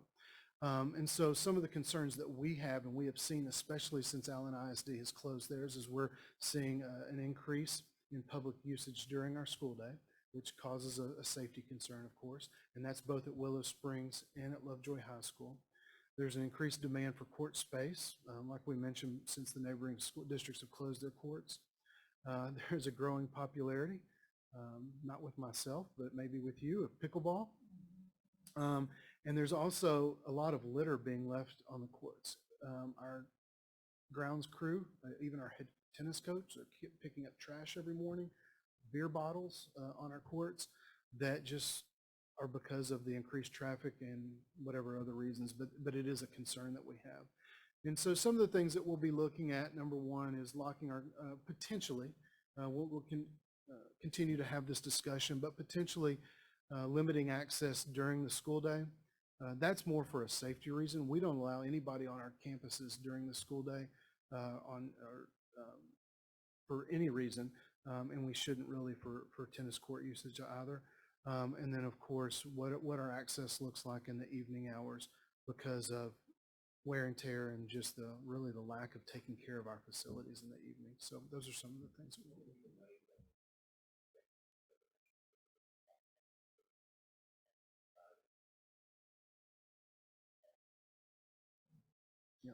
Yeah, we can start that immediately. That would, of course. There have been times, there have been times when our coaches have gone out to have practice and they've had to ask people to get off the court so our teams can practice. So that's again, people using them during the day and the increased traffic. So you did that, how would that work for a local tennis player that wants to practice on the weekend or in the evening? With the walk there? You would be able to? We can always give access. I mean, that's not the issue. The issue is making it, we can say we're going to open it up to our tennis team between 12 and 4 on a Saturday. I just don't want Absolutely. Yeah, it would just be more controlled. It would just be more controlled, and our team would know when it's available, but Collin County would know when it's available. Right. Right. We would never want to limit our kids to that. Yep. Any questions? All right, Ms. Cordell, are you ready? I am, thank you. I've got a couple things. First being that, wanted to share that I've been here 21 months now, and it's been absolutely incredible. We all know how uniquely special Lovejoy ISD is, but it has not been easy. Financial challenges, and then of course post-COVID, with some of the challenges our teachers and our staff is facing. And so I just want to extend a very heartfelt, deep thank you to both our district leaders, our campus leaders. We've got a lot of those leaders in the back of the room here and over to the side, as well as our teachers who've served on committees, put in extra time to figure it out. All of us are united in our commitment to our students learning at high levels and having a remarkable experience. We are in unprecedented times, and sometimes the people that I get the privilege of working with on a daily basis make it look to our community like it's a lot easier than it is. I can tell you the amount of personal time, the amount of thought and heart that they put into this, the amount of worry and research and consideration is deep, and it is great, and it is weighed very heavily. And so I just want you to know that some of the very fortunate experiences that we've been able to continue for our kids in Lovejoy ISD is because of the campus and district leaders that are doing this brave and courageous work in this environment. So I just ask that we all keep that in mind as we try to work together to figure these things out for our kids. We're all united in that. And then also want to lift up and celebrate, again, one of the things that makes us uniquely special as a community. I know many of us got to participate in a parade last week for Carter Dubois, who turned 7. And it was a very special day because Carter was home from the hospital for a very limited amount of time. And that this all happened at the last minute. And to have the number of teachers and parents and kids, big and small kids, kids in kindergarten all the way up to high school, it was absolutely moving and was certainly the best of us, that we come out in a big way to love and support each other. And I know our love and our prayers continue for the Dubois family and for Carter. And I just want to thank everybody who made that happen. It was extremely humbling. Thank you, Ms. Cordell, for that. Next item is public comments for non-agenda items. And just want to share with the community again, legislatively enjoyed the visit to the Capitol, the opportunity to visit with some of our representatives. I'd encourage each of you to read between the lines and listen to what's being said and what's not being said, and to use your intuition to understand what is happening with some of these bills, the language being written, the purpose that's being written, and what the unintended consequences are to some of these things. It's not exactly stated. I'm not sure they either do know it or don't know it, or maybe they don't want to say it. But it's something that's concerning, and it's something that we need to pay attention to as a community as we evaluate things and we think about things we're doing. The other thing is I want to say to the same note, thank you to Ms. Cordell and her administrative leadership team for the time, heart, the effort that goes into the work they're doing, the hours being put in as well. As you mentioned for your team, it's very much a leadership thing, and so grateful for the things that don't get noticed as much and or do, but maybe not talked about. So thank you for the work being put in and what's happening, and then thank you for our board here serving and all the work they're doing as well. Appreciate the hard work and the heart going in to serve our students first and foremost. So hope you all have a great evening. Thanks for being here and staying with us.